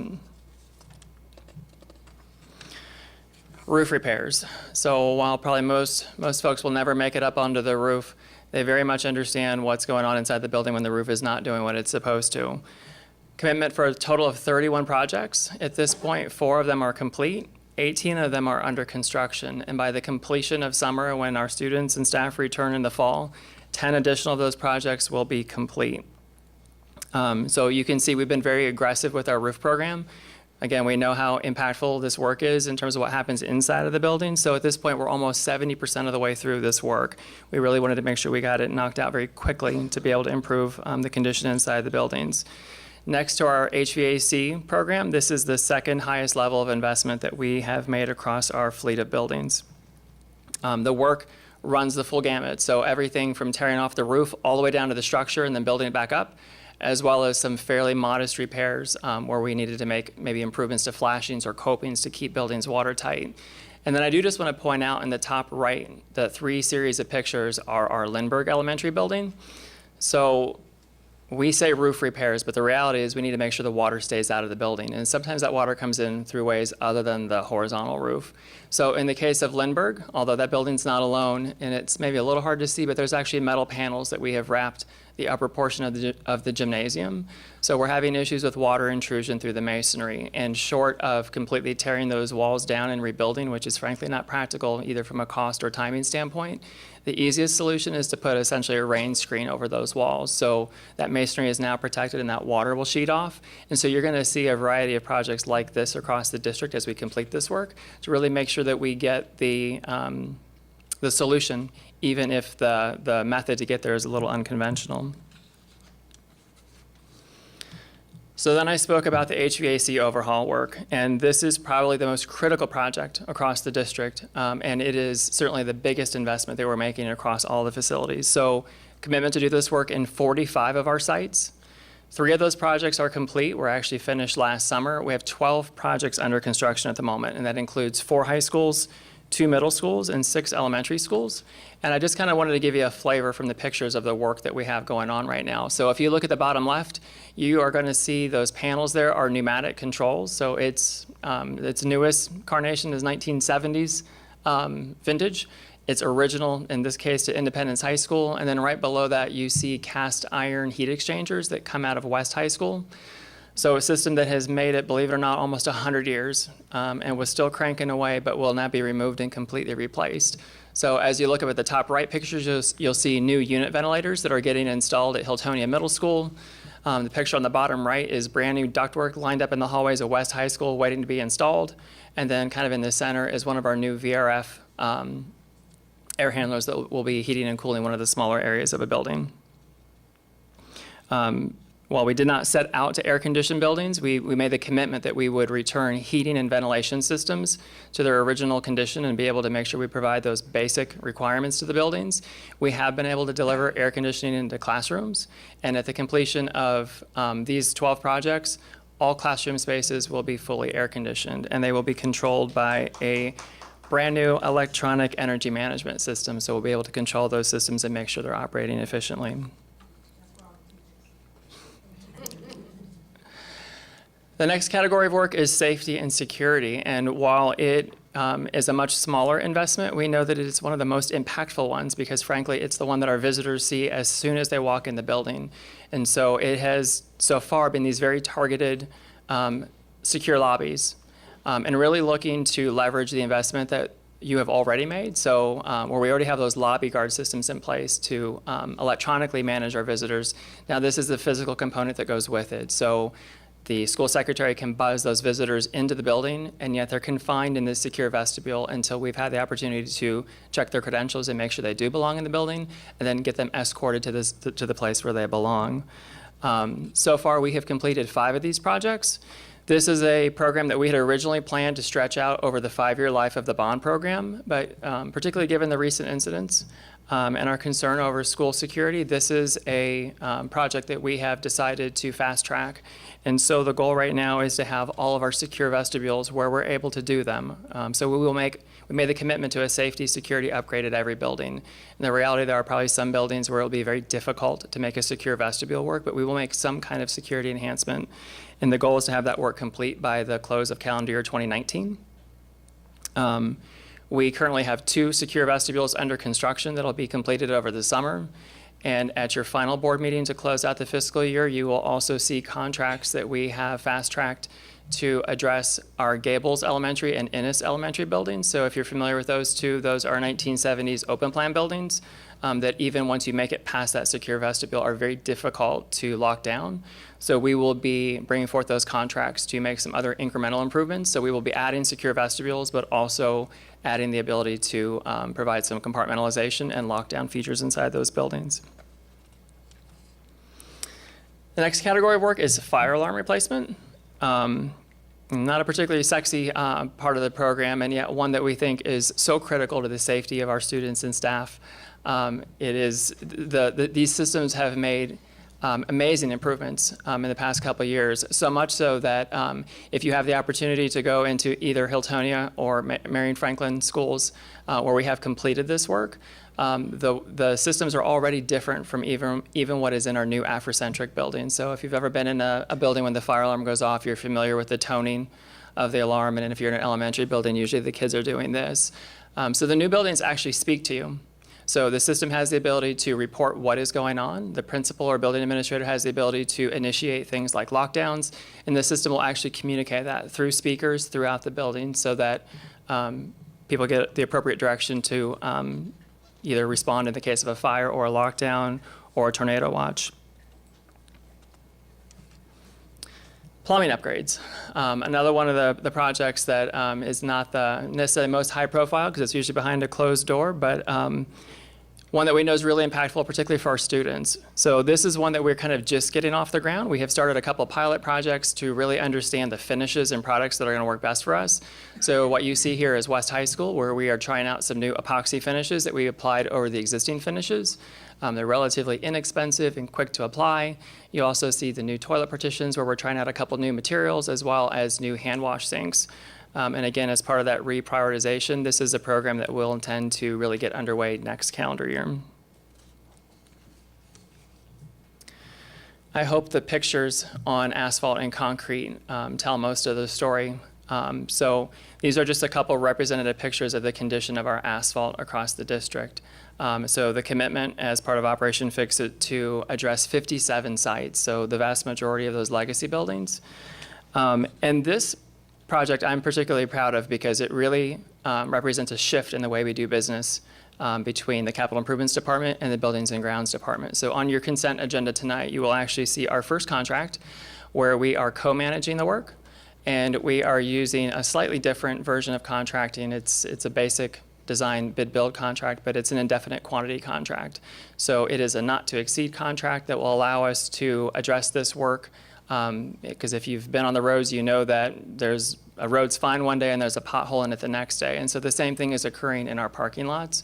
And so this gives us the ability to tailor that work and to be able to get it done in kind of in real time as conditions change. And our plan would be to roll that contract out year after year. Now that we have a sustained source of funding to be able to continue this work, we'll bring those contracts to you annually for continued work under asphalt and concrete. Lighting upgrades are a program component that we have not yet begun. This is one that we opted to defer until calendar years 20 and 21. It's a relatively modest improvement, but the plan would be to overhaul our exterior lighting, both the perimeter lighting around our buildings as well as parking lot lighting, and making that switch to LED, which we know improves the quality of the light as well as the efficiency. But again, this is work that we won't start until a little bit down the road. And then finally, electrical systems. So this is work that we've committed to at 34 of our sites. 2 of those sites are complete with 11 more under construction. And this work is very tightly tied to our HVAC work. So particularly where we are making that improvement to add air conditioning to classrooms, it generates an additional load on our electrical infrastructure that we can't support without these improvements. So that is everything from new services to our buildings. So you've seen a number of easements come through, and you'll see more come through additionally to allow us to make those service improvements, as well as new electrical distribution throughout the buildings where it's required. And that completes the Operation Fix-It presentation and update. Thank you, Mr. Trevino. Are there questions from my colleagues? Mr. Peretti? Thank you very much. I really appreciate that, and just appreciate the work that your whole team with Mr. Oldham and Mr. Bohoric and everyone behind the scenes that have been working really hard implementing what we asked for in the levy. You know, and at the same time, we see the Operation Fix-It budget. It's just a reminder, the $125 million dollars that we looked for deferred maintenance is only a small fraction of what the total deferred maintenance is, around, at one point estimated around $400 million across the district, and which is why it was important that we saw in the Finance Committee to keep on top of that, to make sure what's going on now, what's going on in the future. That's why we work so hard for personnel and non-personnel budgets, and now we're rolling out our capital budgets, which are 3 pieces, looking at, you know, obviously the deferred maintenance dollars, that 0.84 of the mills, and then our permanent improvement, which is, you know, the money that will be coming in yearly. But thank you for the work. I really, really appreciate it. We have a lot in this district, so I just want to, you know, remind people of that. There's still a lot to do, but just thank you so much on you know, all the work that you've done. Thank you, Mr. Peretti. Mr. Brown? Yes, thank you. I agree, and you know, I like to see this moving forward. That was the purpose of the funds that taxpayers were kind enough to deliver for us. We had agreed also to add in sale of buildings monies to be able to help make this project whole. I'm hopeful, and we talked about this when we spoke a bit about the acquisition that we just spoke about, that we don't get off track, that this Operation Fix-It work, which is, you know, going to provide safety and comfort and health to our teachers and staff, and especially to our kids, doesn't get delayed by reason of, you know, the acquisition that we've made, and we need to focus on that. So keep up the good work. Thank you, Mr. Brown. Ms. Gibbs? Yes, thank you so much for this, and thank you again to the voters who supported this very important investment. So just to answer the question to the community and for the viewing and listening audience, they're watching us with all of these reports, and we're going to make investment in these buildings, but we also have a school closure task force. So can you help us address the idea or the concerns that we're making improvements to buildings that we might ultimately close, and how do we reconcile that? Dr. Stanford? Thank you, Mr. President. To Ms. Gibbs, yes, that is a a question that we have spent a lot of time discussing as a part of our leadership team.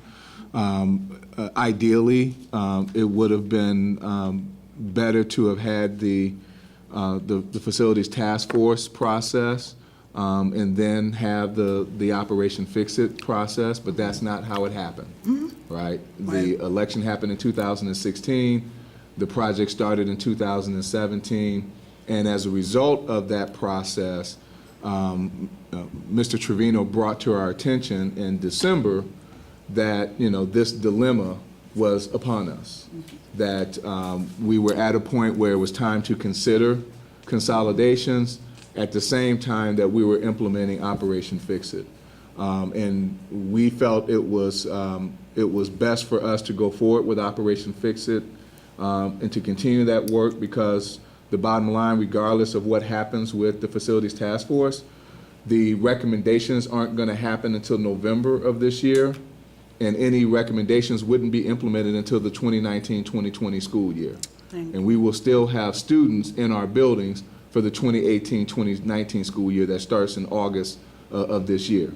And so making these improvements are what's in the best interest of our students, making sure that our students and staff members are in facilities that have been upgraded and are ready for them to continue their work. And so the investments that we're making doesn't necessarily mean that we won't be able to still utilize those facilities, even if the recommendation from the Facilities Task Force is to repurpose those facilities that may have received upgrades. But Mr. Trevino has been already looking at this dilemma, and he continues to look at it and continues to reprioritize the projects that go forward, keeping in mind, the issues that you're raising right now. And do you want to say anything else? No, Dr. Stanford, that's pretty much what I would have said as well. Thank you. Oh, thank you. You said it better than I would have. Thank you for that, and thank you for sharing that with the community, because I'd also would, like to say, in this effort, we also have a permanent improvement funds that are now dedicated to helping us stay up. Won't by any means address the $400 million, but it'll help us get at it slowly. And even in our commitment to stay up with deferred maintenance, we've always been very prudent, and we have closed buildings for years, all along the way. And when I work with my counterparts across the country, they, in retrospect, wish they would have closed 2 or 3 this year, 4 a couple years later, and not meet some of the challenges they have now where they have to close 34 buildings in 1 year. We have always trimmed along the way, and I think that has helped us grow smart and right-size our district. But even as we do that, it's still not an expectation that we sell off everything we have. We don't know what the anticipated growth in this district is, and for all of those beautiful condominiums, I hope they have a lot of beautiful children that will come and enroll in Columbus City School District. So it is also prudent that while we do sell some buildings, it is not the expectation that we sell everything that we have. We need to have assets to accommodate growth and different uses for our facilities, and that with the help and support of the community, the incredible talent we have across this room, the volunteers that are helping us in the school closing task force, we'll continue to make decisions and be fluid and flexible to take advantage of the opportunities that we have with the purchase of the South High property. And I'm just in awe of how many balls you keep up in the air, but just know that we're going to come back to the community very soon, and I'm glad that we have this to show that we're going to keep moving forward. Any other, Dr. Stanford? And Mr. President, members of the board, I just wanted to add on to the comment that Ms. Gibbs just gave, that when it comes to trying to project the future, we partner with the city and with MORPC to try and understand what those patterns may be, and to use the data and information that they look at on a regular basis to try and help us understand that as well. Mr. Brown, you have another comment related to the report. An additional question, I guess. With these contracts, with this work, and there are, a lot of contracts, last several meetings and this one again. How are we doing with our lead contractors, our local economically disadvantaged contractors? Are we able to get sufficient interest and participation to be able to keep some of that work with our community and where it's important. So, President Baker to Board Member Brown. So I don't have a report that I can share with you right now, although that's something we'll have very shortly. But just anecdotally, based on both the LEDE bidders who have been successful in winning prime contracts, as well as the commitments that we have from our prime contractors who are not, but have made those indications at the time of award, we believe that we'll be in very good shape towards the board's goal. But we can certainly have a formal report very soon. As we're really kind of, frankly, at the point where we're just now getting the first real contracting complete, that we are at a point where we could be able to start reporting that out. Sounds good. Thank you. Any other comments or questions from my colleagues on this report? Thank you, Mr. Trevino. Dr. Stanford? Mr. President, members of the board, I just want to remind the listening audience and those who are here with us tonight that if you want to keep track of Operation Fix-It, all you have to do is go to our website, www.ccsoh.us, click on our district. Underneath our district is district transparency. You click that, and that will give you a list, and on that list will be Operation Fix-It, and you'll be able to just click on Operation Fix-It, and it'll take you to a menu of our elementary school, middle school, and high schools, and you'll be able to see the progress that's being made on each of the projects for that particular school. So again, would encourage the community to monitor Operation Fix-It through our webpage. Okay, we're almost there. One last couple of items that I'd like to share with the board, and really this next one is really a really cool announcement. Tonight, NBC4 will officially launch an amazing partnership with Columbus City Schools, and the partnership is entitled Stuff the Backpack. Stuff the Backpack donation drive with the goal of making sure that every Columbus City School student will get a free backpack filled with school supplies on the first day of school. Here's a look at one of the promos that you will see as a part of this initiative. NBC4 is teaming up with Columbus City Schools to collect backpacks and school supplies for every student in the district. It gives kids everything they need to be successful on that first day. It's really challenging for a lot of families to provide school supplies. NBC4 is local for you, helping students get ready for success. And it helps build momentum into the school year. And to tell the kids, hey, the community's behind you. Help us stuff the backpack. Head to NBC4i.com for more information or to make a donation. So this summer, people and organizations throughout Central Ohio will be able to drop off donations at several different locations across the city. Monetary donations can also be made online through the NBC4 website, and this is a partnership between the CME Credit Union and the United Way of Central Ohio to collect the funds. You will see news stories and advertising all summer long on NBC4 to promote the Stuff the Backpack effort. Then, on August the 4th, NBC4 will host a Stuff the Backpack Day when people can drop off their supplies at their Olentangy River Road studios, similar to Toys for Tots that we see in the wintertime for Christmas. We know that several local organizations, businesses, and churches every year provide some of our schools with backpacks and supplies.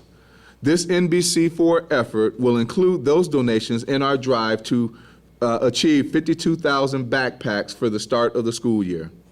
But it's our vision to truly make #FirstDayCCS a community-wide event. So having all of our community partners at our schools to hand out book packs on the first day of school will really add to the celebration and make this a unique, special event for our students. It's true that you can't simply hand out success, but we can partner together as a community, as a city, to make sure that children across our district have the tools they need to learn, grow, and create their own successes in the classroom.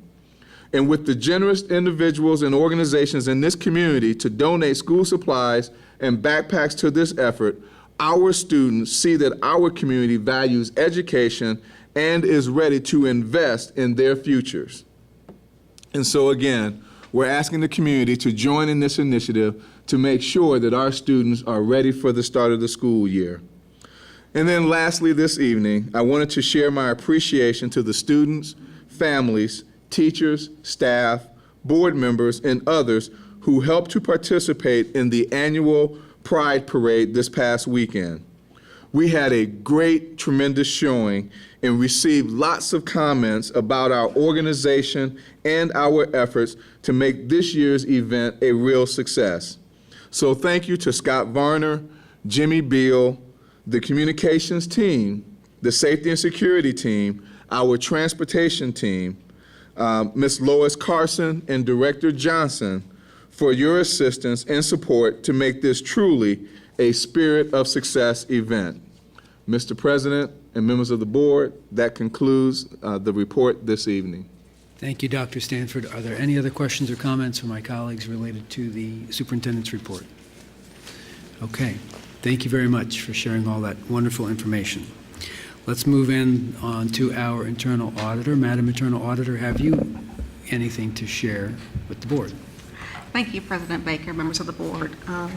This coming Wednesday, June the 27th, at 4:00 p.m., the final Audit and Accountability Committee meeting for FY18 will take place. The item on the agenda that will eventually come to the board for a vote will be the approval and will be the recommendation of the Office of Internal Audit's work plan. Once that work plan is recommended by the committee, it will be coming to the board at your August meeting for adoption by the board. It's a brief report, but that completes my report. Thank you very much. Any questions for the internal auditor? All right, very good. Thank you. Mr. Treasurer, the floor is yours. Good evening. Thank you, President Baker and members of the board. This evening, there are two reports in my section. One you probably look forward to, and the other one not so much. But the first one is a presentation on a request for an enhanced tax abatement on a project that's occurring in the city of Columbus and in our school district, and that will be fully described to you this evening by representatives of the developer tenant. And this evening we have with us John Lenio with CB Richard Ellis representing the developer, and there are other a supporting cast of characters in the audience there that John will, I'm sure, call upon as needed. But I would like to turn the podium over to John at this time to have him walk through what is being called Project Sit-To and make their request to you for approval of an enhanced tax abatement. Thank you, Stan. Ladies and gentlemen of the board, good afternoon. Hopefully you will enjoy the presentation. I didn't know we were doing videos today, so I'm a little unprepared on fancy stuff. So as Stan had mentioned, I am with CBRE, and I'm a national site selection consultant. My job is to engage with clients who are looking to expand or find cities throughout the U.S. to add jobs and make significant new capital investment. We have a client tonight who we will disclose who has shortlisted Columbus and has identified a development site within the school district and the central business district for a corporate headquarters expansion. So supporting me in the audience, and we'll have an opportunity later on for Q&A if we need to call on them, Michael Logis and Steve Shoney with the City of Columbus Department of Development. Michael on my left, Steve on my right. The young lady in bright pink to my left is with our client's talent management department. Her job's to find talented employees and to enact education programs, which we want to talk about today. And then Sean Mental is a agent to my left, nice beard, who represents the property owner. Yes. So the opportunity we have in front of you will have three benefits to the district.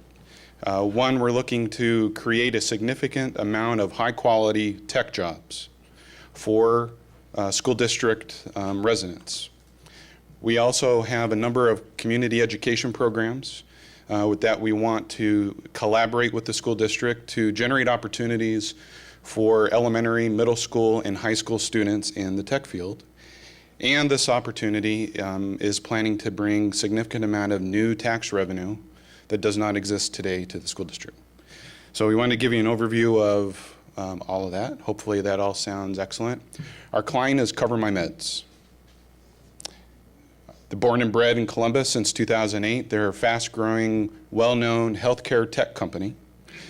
The ninth grade explanation of what they do is they've developed software products that helps quicken prescription authorization. So when doctors are basically sitting with us, doing our physicals, and they need to prescribe, let's say allergy medication, they'll put in their prescription, and it's almost immediate in milliseconds of how quick that prescription authorization takes place. As you know, the company's been fast growing, and it was acquired in early and mid 2017. Since 2014, headcount, and so in the economics field, we measure a company's growth based on how fast they're adding jobs. So since 2014, we've been growing about 77% year in and year out over the last 4 years. Today, Cover My Meds has about 592 existing employees in 2 locations in the Central Business District. Plans over the next 5 years is to create over 1,000 software development and other tech-related jobs.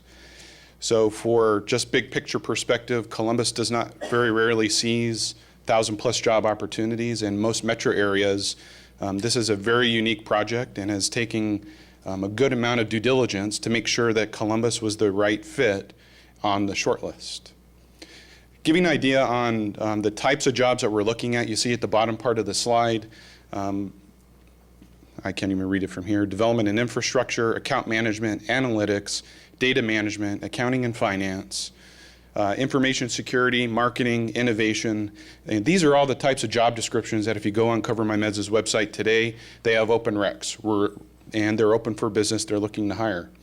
The challenge that we have right now is the amount of space, vacant office space that's available in the Central Business District, and even throughout Franklin County. There's not enough contiguous space in one location for us to fit 1,600 people.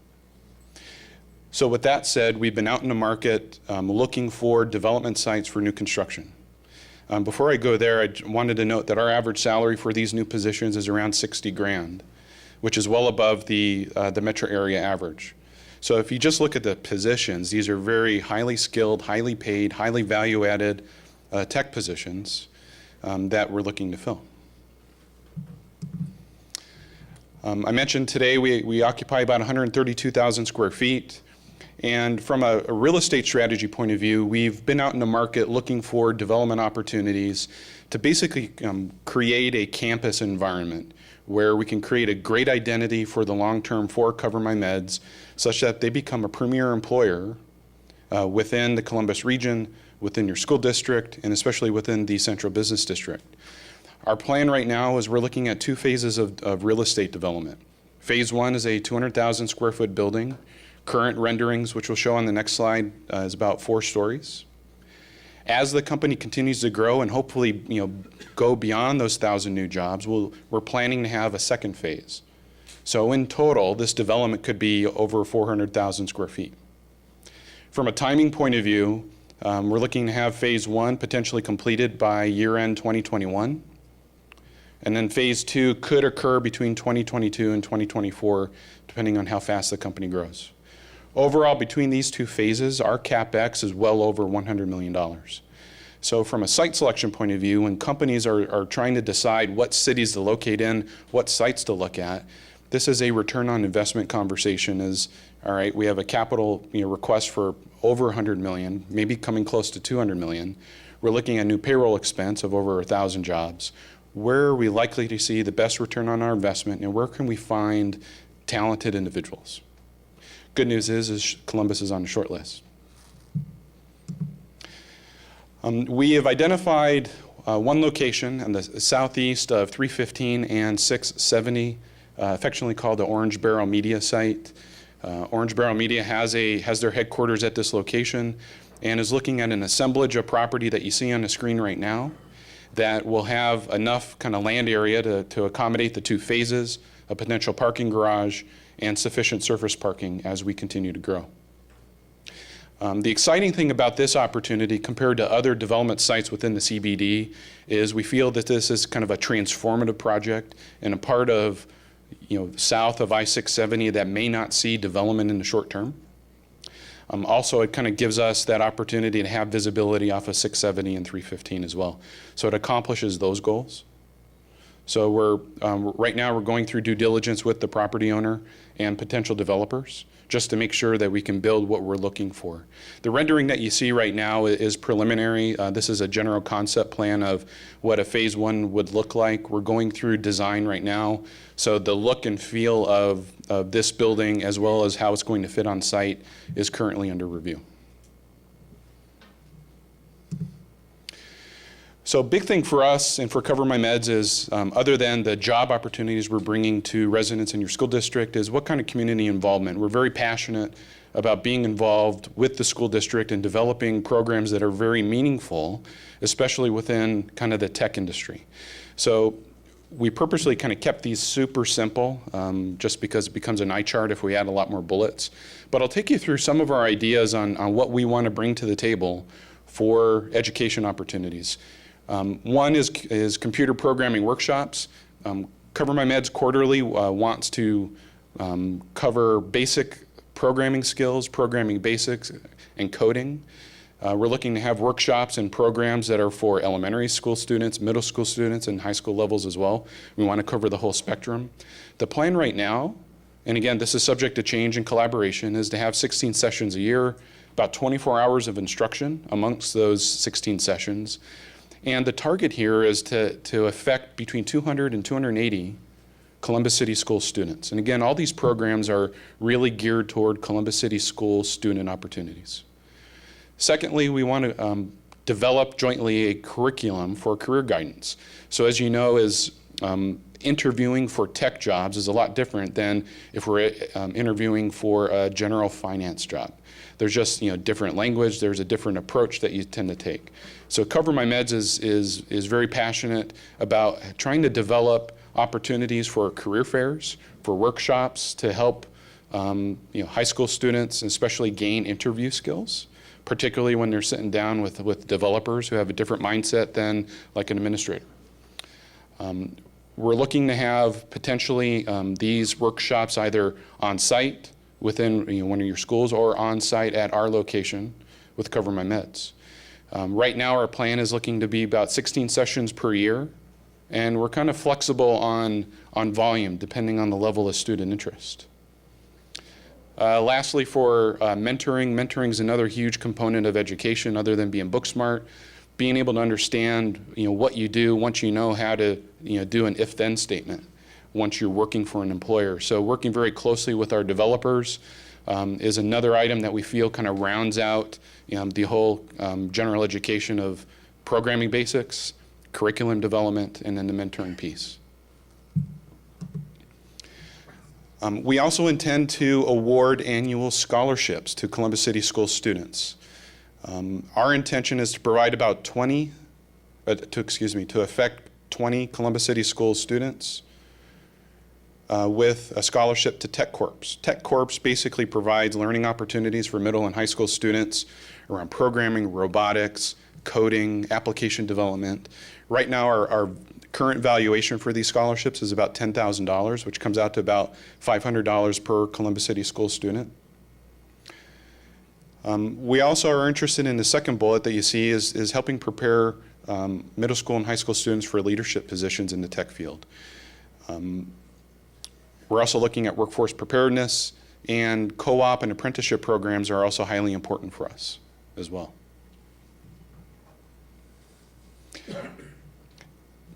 And I'll kind of give you an excerpt from Mr. Scantlin, who's the CEO of Cover My Meds. He's very passionate about growing his business. He's very passionate about the education field and knows that, within any great economy, you have to start preparing, for tech workers when they're in middle school and high school. It's really hard to start teaching someone like, my age of 41 how to, do if-then statements or learn programming language. So being involved, I think, from a very early age within your school district is one of our key priorities. Not only obviously to help generate a funnel of employees for Cover My Meds, but to help the overall economy as well. So lastly, we wanted to tell you what's in it for you, just from a tax revenue point of view. We've collaborated with Michael and Steve with the City of Columbus to come up with, again, ballpark estimates of how much tax revenue you're likely to generate for considering an enhanced property tax abatement. So today, just looking at the assemblage of all the parcels that you saw on the map, the school district's collecting about $20,000 per year. If we did nothing, that's what you would continue to collect. So you see at the very bottom, about $492,000 over the 15-year period is your steady state revenue.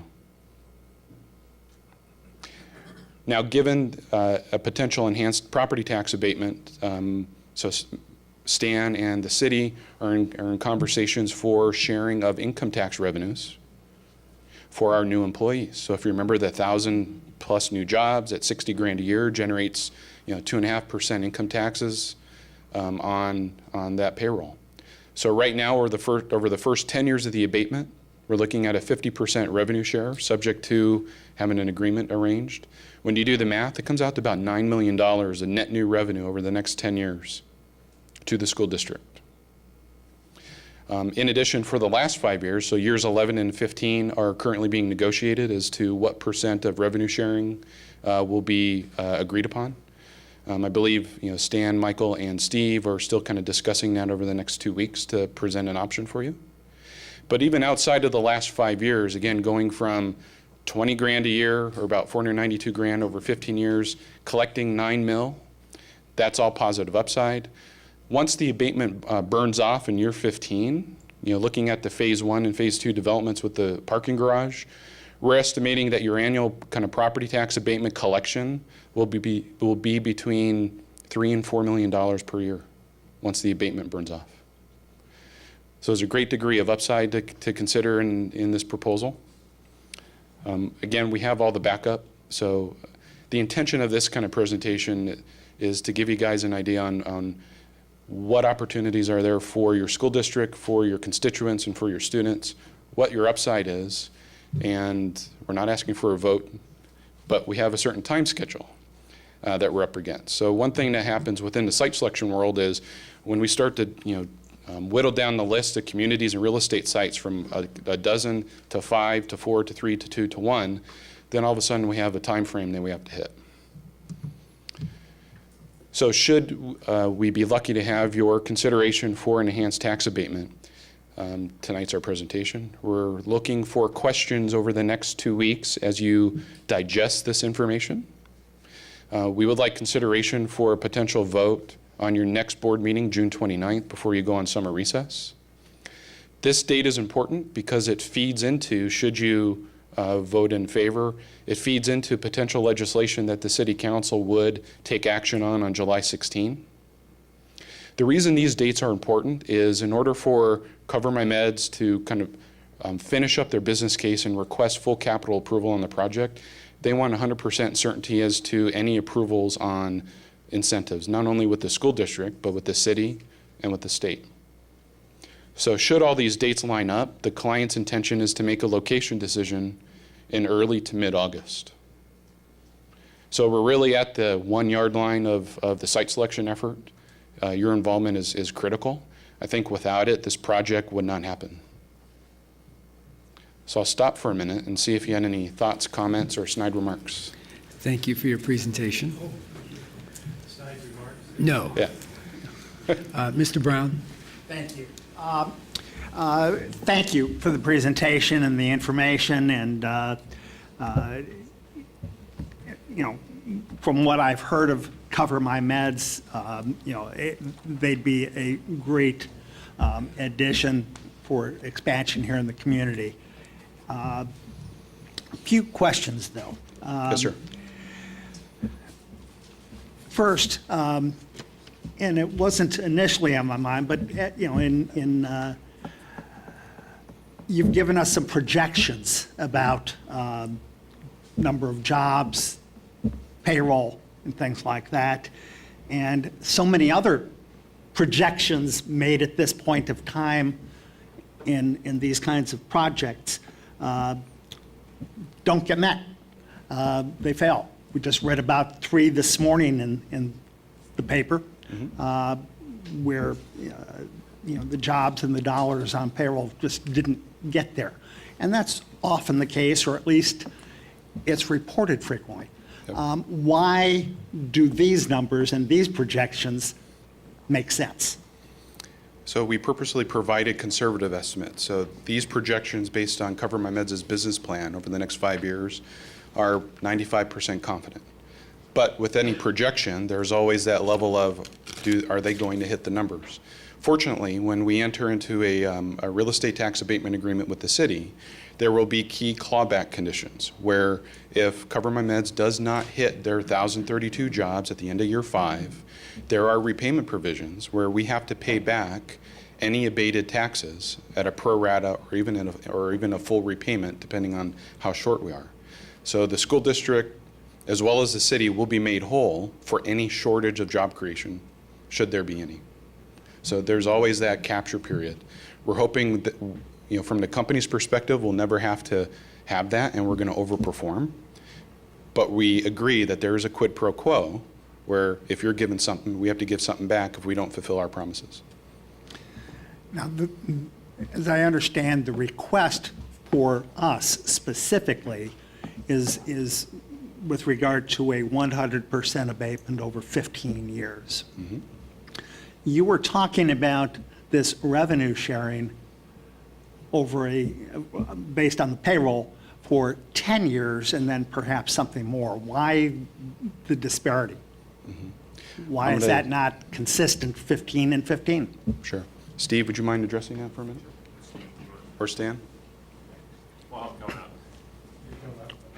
Or Steve's here to tell us that it will be 15 and 15. 15 and 15 would be great. I think you meant 50 and 50. Thank you, Mr. Brown, for the question, and thanks for the opportunity. We're working through the details of what the revenue sharing would be. It is a challenge for the city to look at the revenue sharing over the full 15 years. As you know, as I believe you know, the city is heavily dependent upon income tax, and so the continued extension of the revenue sharing on this will be a challenge. There are some costs that are going to be associated for the city with this project. In the first 8 years of this project, we will be receiving very little revenue at all from the project, and so we're looking at what is our financial model and what makes sense for us. Well, if and either of you can speak to, why does it make good financial sense for us and taxpayers who pay school taxes and for our students?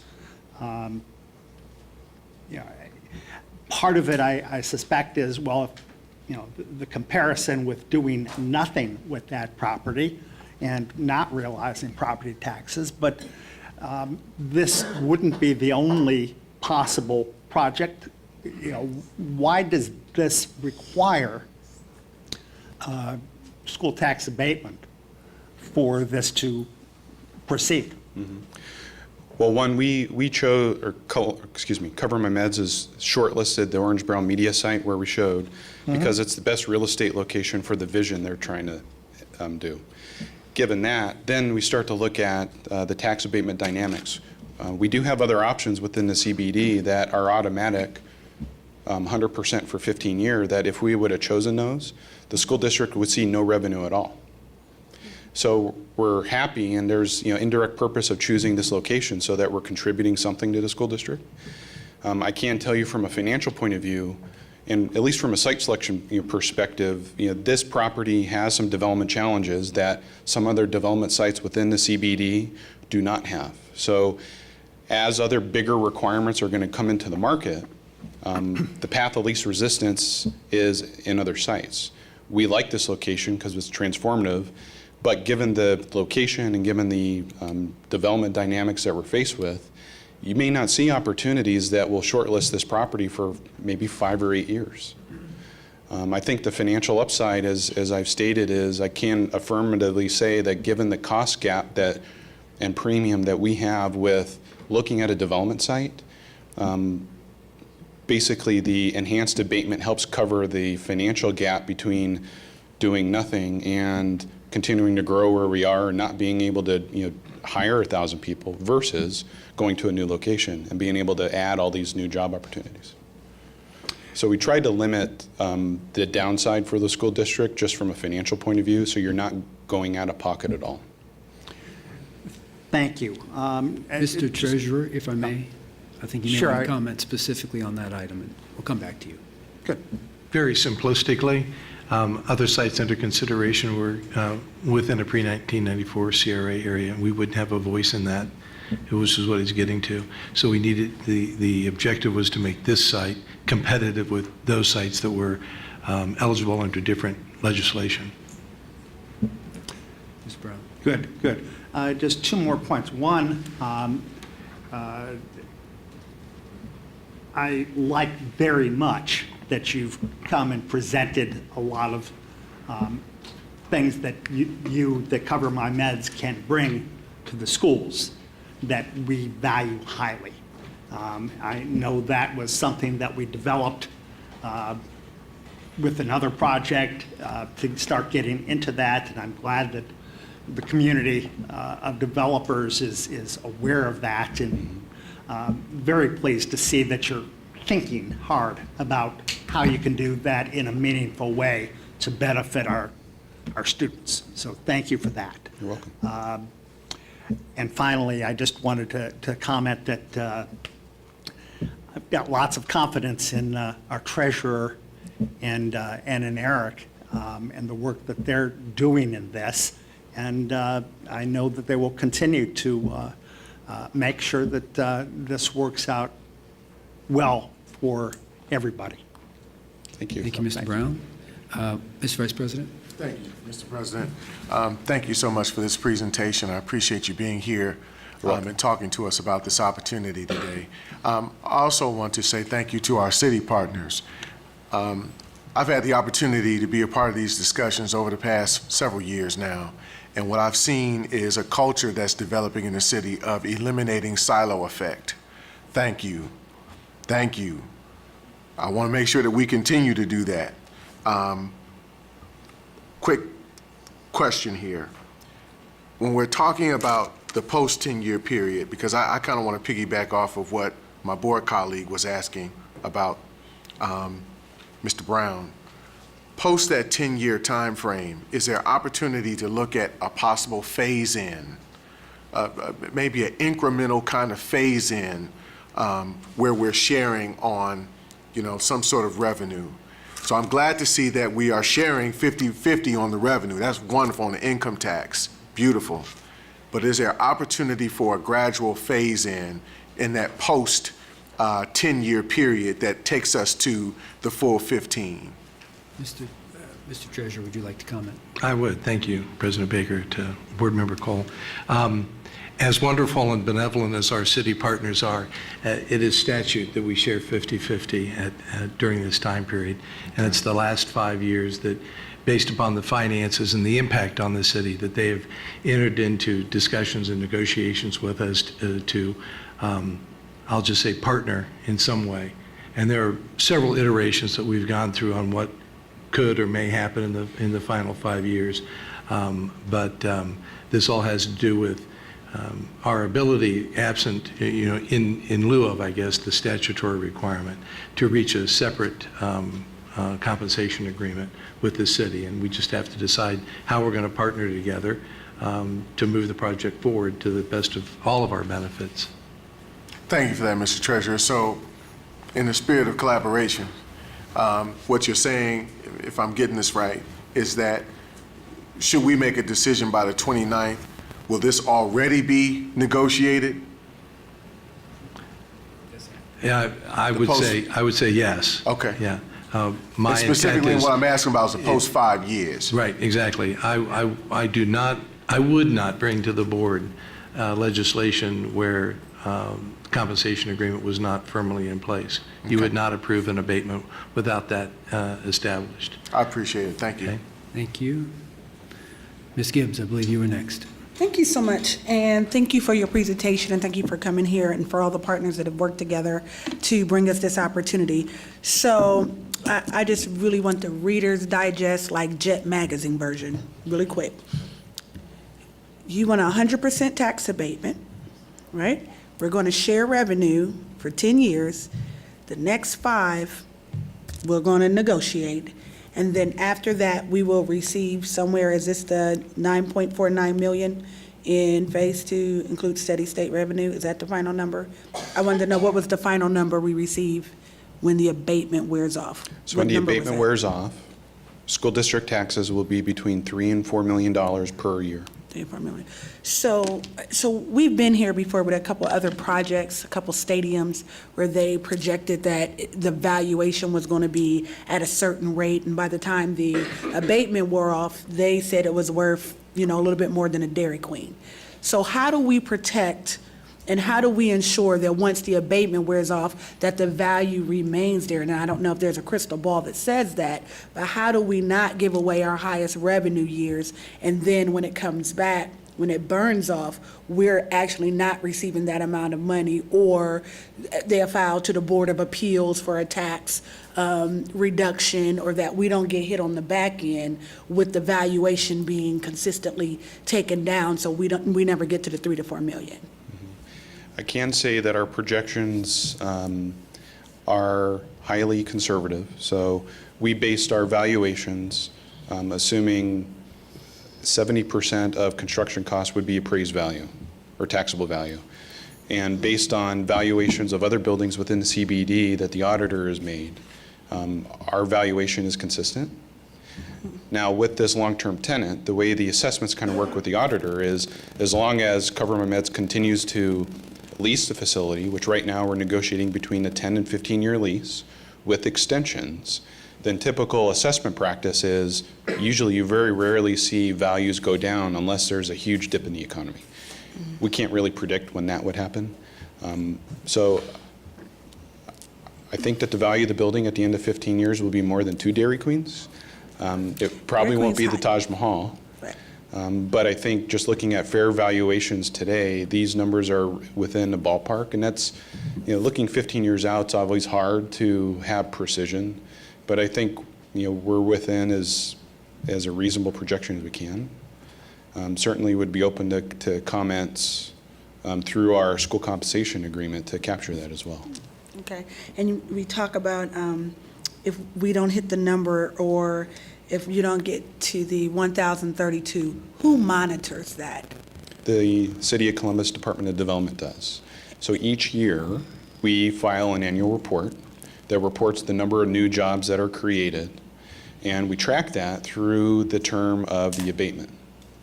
So the city will be able to see each and every year how close we're tracking to 1,032. Do we go over? Do we go under? And so at the end of year 5, which is our projection to hit over 1,000 jobs, there will be a provision in the agreement that says if we ever fall below that, there's a repayment each year. So the city has compliance staff that looks at that year in and year out and makes sure that our client would be held, to our obligations to repay if we need to. And to Mr. Shoney, do you want to say something to that? President Becker, Ms. Gibbs, the other thing that I would say as it relates to the monitoring, that is as it relates specifically to the property taxes, that will go through the Tax Incentive Review Council, the school board. I think it's the treasurer. Dr. Roush is the school's representative on the Tax Incentive Review Council. So the schools will have a specific role in overseeing the compliance on that. Okay, so we have a seat on the council that will trigger a notification to us as a district that some action needs to take place because of the number, or that the deal is not living up to the district, just as on any of our property tax abatement programs, will have an annual report on the compliance with that project.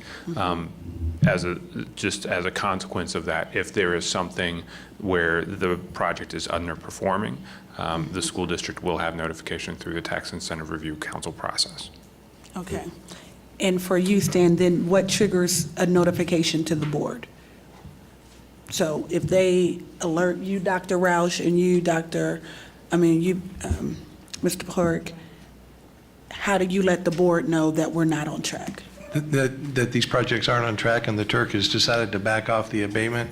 I'm assuming, we'll get that, and then that's something that we bring to the board. During my tenure here, I don't believe that's, Eric, has that happened? Okay. Great, let's not let it happen on our watch. So But that's our safe, that's our downside stopgap. Okay. We've granted an abatement. They've said that they'll create jobs and share income tax revenue. And if that doesn't materialize, and the Turk watches that's the acronym for Tax Incentive Review Council. They watch that, and if it gets down to that point where they're not meeting the goals, then there's that clawback provision in the abatement. Either the payment comes back or the abatement is taken away. Okay, thank you. Thank you for putting this together and for the opportunities that you have for community involvement. And I hope our team and our chief academic team gets a chance to take a whack at this, because while we're looking at some of these positions, I would love for my students to learn how to become a national site selection person. So make sure you add that as a part of a career path that students gets to learn. And one more time, tell me why a parking garage is imperative to a TIF deal. I heard you mention a parking garage is a part of this, but in another deal we talked about, a parking garage was another critical part of the deal. Can you tell me once again, why is that? Is that a publicly funded piece, or why is a parking garage? To you, Treasurer Bahor. Mr. Treasurer. President Baker, in the other proposal that you heard at 2 weeks ago, that had to do with a parking structure because of its location was not a for-fee parking structure, and so in order to, you have to have some way to finance the construction of that, and so they were requesting this TIF proposal to do that financing. And the way a TIF works in general is there's service payments, they call them service payments, that are equal to property taxes essentially. They go into a TIF pool that the city operates, and then they pay for those infrastructure improvements and debt service on that out of that TIF pool. The reason why that project was brought to us, because it is, and this is the weird nomenclature, it is a school district TIF, meaning our property taxes go in there, but they don't come out. In that deal, we worked a different arrangement, and we're not done with that yet. For the city of Columbus, those are all non-school district TIFs, meaning the property taxes go in there, and then they come out 100% back to us, so we are made whole. That's why you never hear us talk about TIF projects within the city of Columbus, because you've never done them before. Okay, I'm just checking. The stalwart of that is gone, Mr. Dorian. So anyway, that's how those work. And the other project didn't come into you because negotiations and conversations about the compensation agreement hit a bump. Okay. Thank you very much. Thank you for your presentation. And as you're doing the hiring, do you also, I will look for some opportunities to do diversity career fairs to make sure people across the city will have opportunities to these amazing jobs. I'm on your website, and it's like a great company, and I see you in Miranova now, and you're going across the street from where the River Club is, in case anybody can't figure it out, Confluence Park, whatever, but Boathouse, whatever it is, it's Confluence Park. But it's right across the street, Right. And it's on the industrial side where CODA is, and on that around Correct. McKinley. Okay. Yep, we'd be happy to consider it. Yes, ma'am. Any other questions or comments from my colleagues? Mr. Treasurer, you have a comment.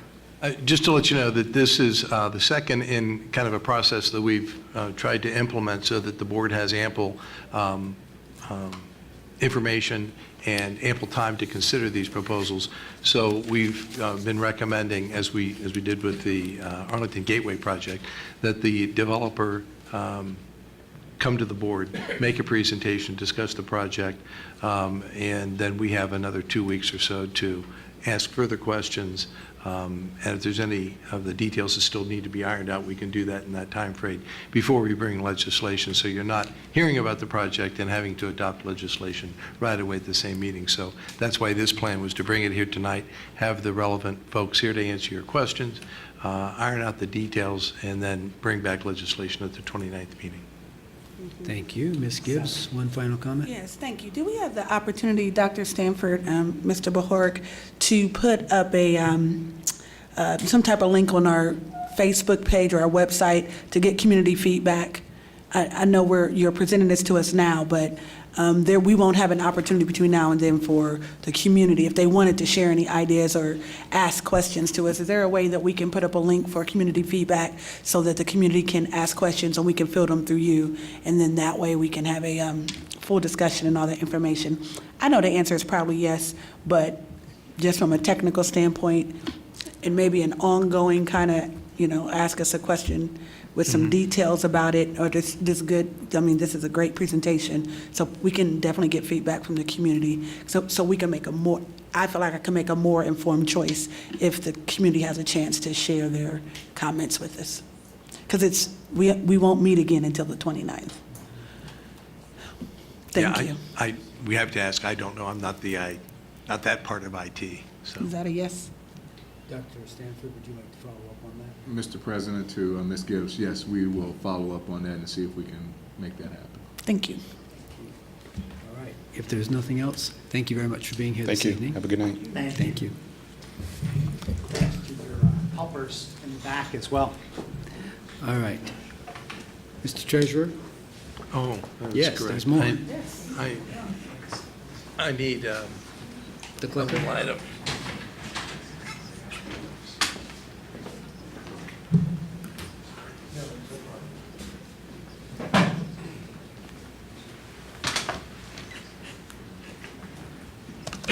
Now, I think perhaps, thank you, President Baker, members of the board, I think perhaps we are at the last presentation for the evening, and I will save the best for last. Thank you. I appreciate that. We'll see. This is the monthly financial report for the month ending May 31. This is the 11th month of the fiscal year, and I will say pretty much that this is kind of a repeat of last month. The trends continue in essentially all the same directions, and the results are as they have been in the previous several months. So for this month, the total revenues came in over plan, and that year-to-date variance is now about $30.3 million favorable. And on the expenditure side, we came in under plan for the month again, and those year-to-date expenditures are now about $26.4 million under plan, all leading to about a $56 million gain in cash balance. And while some of that may burn off next month, we should be in that $50 million range of a positive cash balance gain. When we look into the revenue side, there's no activity last month in property taxes, but we should finish it at this level at about 4% over plan, a pickup of a little over $19 million. State aid, again over plan for the month, slightly increasing the year-to-date variance to 1.9 over plan, but that's just 0.6% over. We're looking at it being right around 1.5 to this, at least 1.5 million over plan to where we are right now, 1.9. So we'll be less than 1% variance there on state revenues. The next two categories, restricted federal grants and property tax allocation, are on plan now at this point in the year, and we don't anticipate that changing by just in the month of June. And all other revenues should end the year about $5.5 million over plan. That's primarily made up of the property tax exemption payments.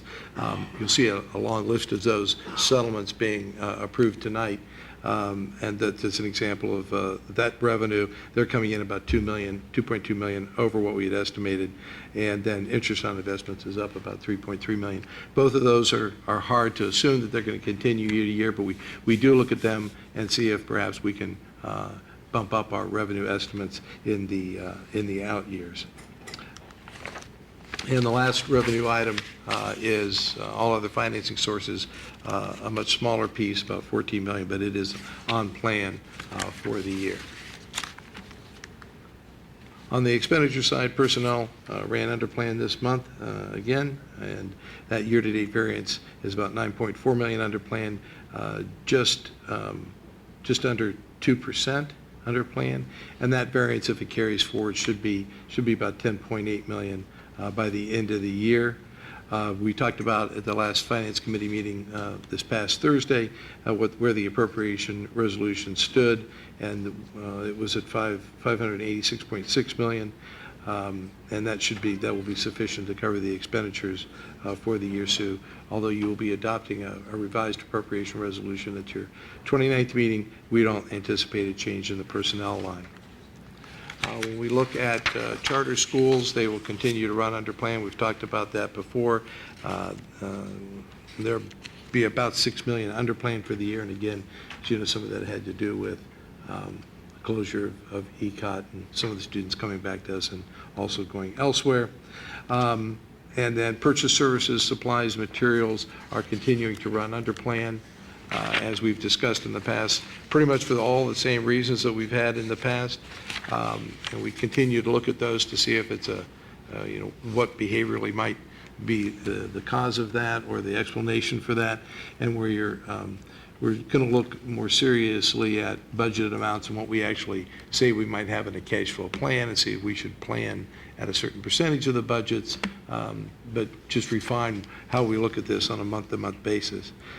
Capital outlay, we've seen some budget being moved over to the capital outlay area and expected that to be maybe not expended, but certainly encumbered by the end of the year. But this has already exceeded our plan by about $1.1 million. So we were over and under in others pretty significantly and over in this plan. But overall, as I said, the expenditures will be under plan for the year. No surprises in the other categories, debt service and other objects. You'll see other financing uses has to do at the end of the year with advances out to cover cash flow shortfalls and other funds. We don't know what that will be until we get right up to the last minute here in this month, as we see the expenditures and revenues for June come in for those other funds and what they might need in terms of an advance. I suspect that cash flow will be less than we've anticipated, but we won't know for a couple of weeks. That's about as fast as I can go. I didn't see any surprises here. As I said, trends throughout the year have continued to hold true through the month of May. We will finish the year up in revenue, under in expenditures, and have an increase in cash balance that will feed into next year and then subsequently carry forward into our financial 5-year plan. That concludes my report for this evening. Thank you. Thank you, Mr. Treasurer. Are there any questions or comments on the Treasurer's report, board members? Thank you very much. That concludes your report for the evening. Yes, sir, it does. Thank you. Thank you very much. We appreciate your work. All right. Let's move on then to our consent agenda, and let's have a motion that we adopt the consent agenda as presented. So moved. Second. Moved and seconded. All right. Any motions to be offered? Board Member Peretti? I move to amend the fiscal year 2019 annual appropriations resolution, item 12.2, to increase the amount in the operating unit 941 by $35,000 for the purposes of board development. Second. Moved and seconded. Questions, comments on the offered amendment? Mr. Peretti? Well, thank you very much. I appreciate the opportunity to comment on this. I wanted to bring this up for discussion at the board table. This had come up. As we've gone through this finance process, we've had to kind of go through it in a sort of backwards way. What I didn't want to see happen was that, we as a board need to make decisions together. We look at what the administration recommends to us, and then we evaluate that, make suggestions, and move forward. When we do have items in finance, in our budgeting processes that are more or less, that aren't recommendations from the administration, I think it's very important that we as a board have a conversation on that and come to a conclusion. Now, I did bring the amendment forward I will not be voting in favor of the amendment, but I do want us to have the conversation. And I don't want to vote for the amendment because I still want us to have a better conversation about our calendar. What sort of internal board development are we going to do? What sort of workshops are we going to bring in Panasonic in? What other sort of things can we do internally? I was really hoping that we would be able to have that conversation more. I don't think that we're at that point yet. So I wanted to bring it up. I think it's my duty as the chair that this is brought up by some individuals on the board, but I will be voting against it. Thank you. Mr. Brown, I believe you were next. Thank you. I am disappointed to hear that you and some of our some other board members are interested in increasing the board services fund.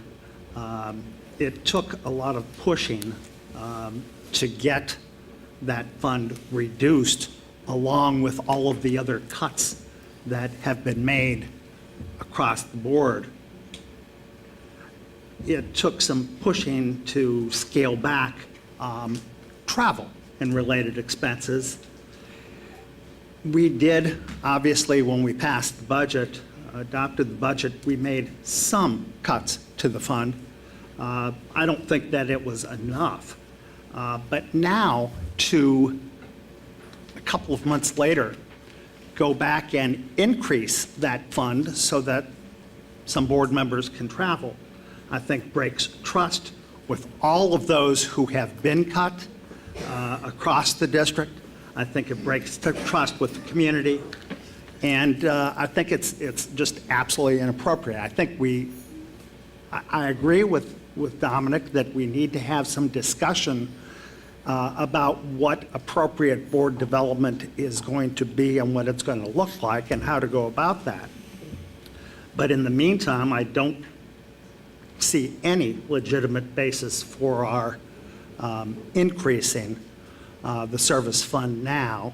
In fact, I guess I'd like to see more information about how we've actually used the service fund over the years, and I'd like to see about probably 8 years worth of information on the expenditures from that fund, so that we can actually, compare. And I just have concerns about it. Okay. And it's not something that I'll support.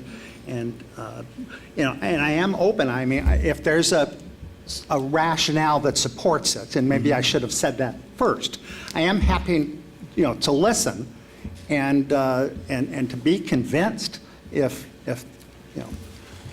but I just don't see it. Okay, thank you, Mr. Brown. I think you may have that opportunity to listen to some of our colleagues. I believe Ms. Gibbs was next. Yeah, and I'm trying to hold my tongue, but I'm just going to say I'm disappointed that we're here. So I hope President Baker, at the conclusion of this meeting, everybody whips out their calendars and let's set the date to talk about it. Because you want to see 8 years of expenditures, which is great. Treasurer Bahorek has it. I want to see in 4 years what type of benefit and academic recommendations you brought. We show time and time again the benefit of working with our national, our state, our local colleagues. Whether we go to Cleveland or you go to Ohio School Board Association, y'all time and time again don't take advantage of the opportunity. So I can't show you something you don't want to see. So I really want us to be a board that is a learning board. We lead a learning organization that is codependent on continual professional development. And to say we're traveling, I'm not going to Bermuda. I am going to learn about the amazing programs of the Nashville Academy. We're going to learn about the space that we're talking about with the ECOT building. We saw at the CUBE conference where St. Charles Parish did the exact same thing and consolidated their warehouse with their tech center with a professional development space. That gave the support for the opportunity that came up. So there's a lot of learning opportunities, but if you refuse to take advantage of it, I believe that's on you. So this isn't a make me learn and make you see. If you want to make a point, you can have a mic. But if you want to make a difference, get on board with letting us become the best board we can be. So you continually making it.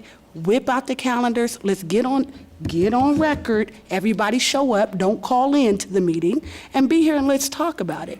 Because we need to move forward. We need to attract people who want to be a part of this district. And as the board and the face and the leaders, we can't begin to tell our staff that we know it all. Because what we know changes tomorrow. And we have to be a board that continues. Or you know what? We don't have to, but that won't be my choice. So if that's what you want to do, I understand it, but I encourage you to come and let's set the date. Let's not make this some moving magical idea that can't happen. It can if everyone agrees to show up, and we'll talk about how we can benefit. Right now, the current policy is if you see something that you think it will benefit us and you want to go and bring something back and report like we do about what we see in the policy implications of disproportionate discipline against Black and brown students, about using ESEA to help our children move forward, to making sure we're supporting our EAL learners with the best possible curriculum and board policies for inclusion, then okay. If not, lead, follow, or get out the way. Thank you, Ms. Gibbs. I do believe that the Vice President, do you still have a brief comment you'd like to share?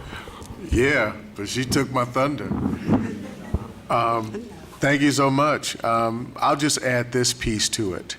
I see these costs as an opportunity to afford us folks who can come in and sit with us when we need them to help us work out what our issues are, to help us better vision cast on certain things that we want to ensure we direct our direct reports to accomplish. At the end of the day, this is not just about getting on a plane and going somewhere, and again, working from can't see in the morning till can't see at night, to make sure that we bring back innovative concepts here that have helped us move graduation rate to almost 80% if we're not there already. So at the end of the day, and I want definitely those who have any grand opinion in this audience about this idea of travel and hanging out and having a good time, because that's not what this work is. A major part of this work on our behalf is called generative work. Generative work where we create a vision. Generative work where we deliberate on that vision and then charge that vision to be accomplished by our direct reports.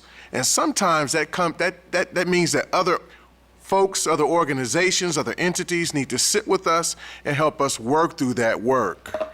And I think that this is one of these opportunities where adding those additional dollars to the budget become very supportive in that endeavor. We are in the process of looking for a new superintendent. We have brought everybody and their mama on board to help us do it, and pardon my colloquialism, but we've done that. And we've done that because an auditor of state stepped into our work and tried to determine what our work is, and we're abiding by that. But we've got all of these folks at the table helping guide us through a process, and we're still working on trying to make sure we're doing our day-to-day work that we're supposed to be doing. So that's why the request for this additional funding is being requested, because we need some additional support for us to work through our challenges as a board and get back to and continue forward the work of student achievement, student attendance, and moving this district forward. Thank you. Thank you, Mr. Cole. Any other brief comments on this amendment? Anything that hasn't already been said? Anything germane specifically to the amendment? Briefly, Mr. Peretti? Yes. I just want to reiterate, I mean, you know, when we went through the budget process and got to these recommendations, you know, this should have been brought up then. I got word of this 2 days before Finance Committee, and quite frankly, I just want to point out, I'm glad we're having the discussion here. I'm not comfortable with the board directing an individual ideas stemming from the board to finance for them to do this sort of business. We need to have this conversation together. When we have these conversations, I do think that we should be able to look at that last date in July that we have set already that we can talk about this issue, because I think we do need to do professional development here. You know, there are a lot of things that I think that we do need to do, but we need to have that conversation. I'm just not comfortable with moving forward with the amendment. I'll bring it up. I wanted to bring it up because I am the chair of finance. It's something that came forward. But it's an area also for the finance committee that I want to always keep out of. We will take recommendations from the administration.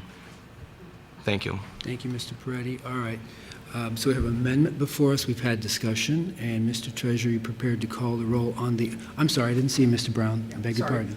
I would just, I think that Shauna's suggestion was a good one, that we should have a conversation, and I would move to table this now until we have that discussion. So you've moved to table. Is there a second to table? Okay. Can we call the roll on tabling the... I'm sorry, Mr. Peretti, did you second that? I He did did. not hear you. Thank you. Okay. Do you want to call the roll then on tabling the amendment? Ms. Gibbs? No. Mr. Peretti? Yes. Ms. Reyes? No. President Baker? No. Mr. Brown? Yes. Vice President Cole? No. Okay, that motion failed. Thank you. We're back to the amendment. Thank you, everyone, for your comments. Mr. Treasurer? This is the amendment, and you're actually amending Agenda Item 12.2 on the appropriation resolution. That's correct. Okay. You ready for that roll call? I'm ready. Mr. Peretti? No. Ms. Reyes? Yes. President Baker? Yes. Mr. Brown? No. Vice President Cole? Yes. Ms. Gibbs? Yes. And that motion carried. Thank you, Mr. Treasurer. We're back to our main motion, which is the consent agenda. Colleagues, any other questions or comments on any piece of legislation contained within a consent agenda this evening? Okay. Mr. Treasurer, As amended. as amended. Ms. Reyes? Yes. President Baker? Yes. Mr. Brown? Yes, except as to the amended.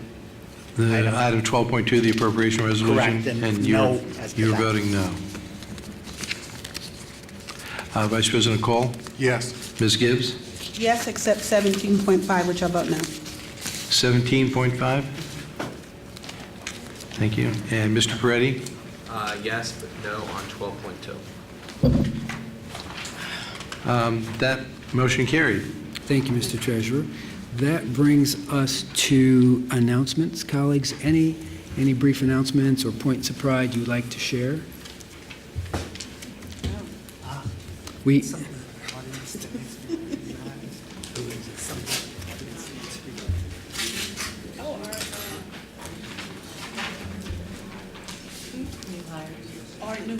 Dr. Stanford, did you want to talk about? Thank you. The floor is yours, sir. Thank you, Mr. President. Members of the Board of Education, would like to announce two new administrator hires that were part of the consent agenda that you just approved. One is returning back to us, and we're so happy to have her back, Ms. Rhonda Childs, from Director of Early Childhood Development in Upper Arlington to Principal Supervisor of the Linden Park Early Childhood Education Center.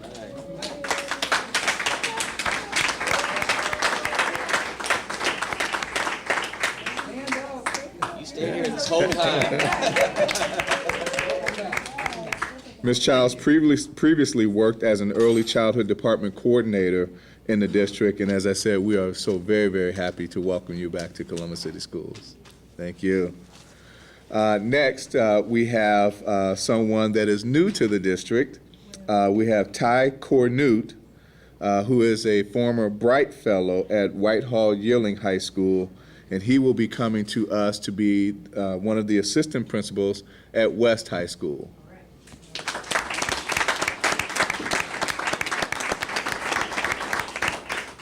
But here's the great news. Ty is a CCS graduate of Independence High School, and so we are also very, very happy to welcome you back to Columbus City Schools, and thank you for coming back, both of you.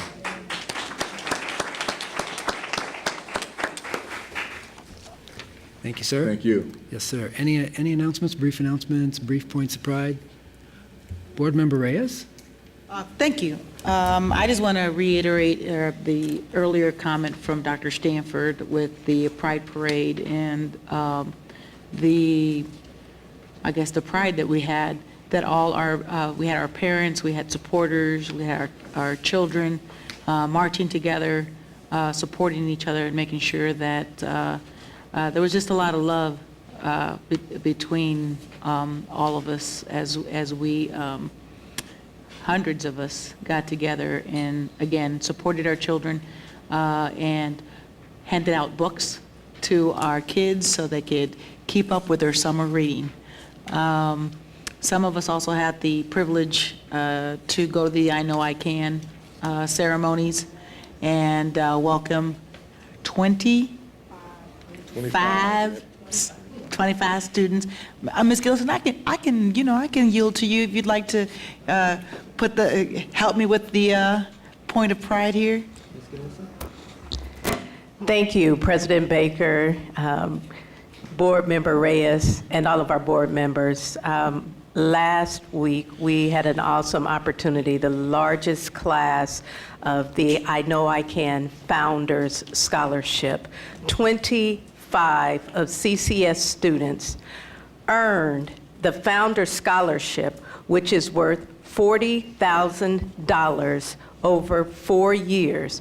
Each of the 25 with that $40,000, and Will Haygood was the speaker.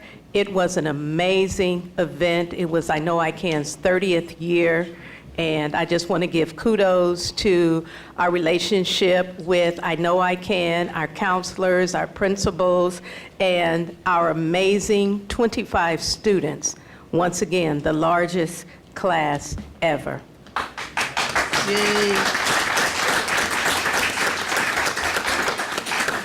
And my last one, I had the pleasure and honor to go to a HOBE conference as a panelist on their diversity panel.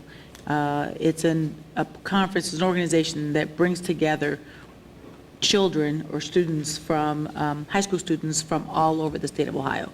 So we had representation from pretty much all of our 21 high schools, just everywhere in the city. And they have an opportunity to meet people who are different from them, people who are from other areas and regions, urban, suburbs, and I really, I got some really good feedback from the children that participate, so I just wanted to thank the district for supporting and allowing and transporting our kids to this wonderful opportunity. They had it at Marietta University this year. They've had it in Denison in the past. So our kids get an opportunity to go to a university they probably would have not normally gone to. They get to stay in the dorms. They were welcomed by that administration with open arms provided. They just kept talking about the meals and the accommodations. They got free T-shirts. They had an orientation and just the opportunity to engage in some really in-depth conversations with other kids that they normally would not engage with. And a lot of those kids have succeeded and become camp counselors. And some of our valedictorians and some of our student leaders are now leading some of the efforts with this organization. So if you have not had an opportunity to look into HOBE, H-O-B-Y, it's a wonderful organization. It's a wonderful experience for our kids, and I was very happy to be a part of that. Thank you. Any other comments, any other announcements? Ms. Gibbs? Yes, just two things. Today marks the celebration of Juneteenth and the day across the country where I became so free to say what I want to say. And for the thousands and thousands of lives that were lost in the sacrifice of our military, because freedom isn't free. And for those who give their life every day so that we can chase the American dream of life, liberty, and the pursuit of happiness and freedom and justice for all. I think and recognize this day that it went out worldwide, that we were no longer in bondage and in chains, and that we can too begin to work toward this great America, because we too sing America. And so definitely want to take that opportunity to recognize that. Secondly, I do want us to pull out our calendars and to find a date to meet with. July 31st is already earmarked for a superintendent search, and that is taken, but Colleagues, so we don't have one of our number among us this evening. It looks like we may have lost Board Member Reyes as well. But let's take this up. In fact, I'm going to ask Dr. Roush to help us organize a date within the next week. when are we going to get it done? In the next week? We'll agree to a date sometime during the next week for a retreat. And let's hold each other accountable for getting a date, if not by June, in early August, since I've already filled up my July dates. But so we can have the conversation, Board Member Peretti and Board Member Brown, and we can put that conversation and those statements to bed. Any other announcements, points of pride? Hearing none, the chair will entertain a motion that we adjourn the meeting. We adjourn. Moved and seconded. Mr. Treasurer, please. President Baker. Yes. Mr. Brown. Yes. Vice President Cole. Yes. Ms. Gibbs. Yes. Mr. Peretti. Yes. Ms. Reyes. Yes. And that motion carried. Thank you. We stand adjourned. Good Bon evening. voyage. See?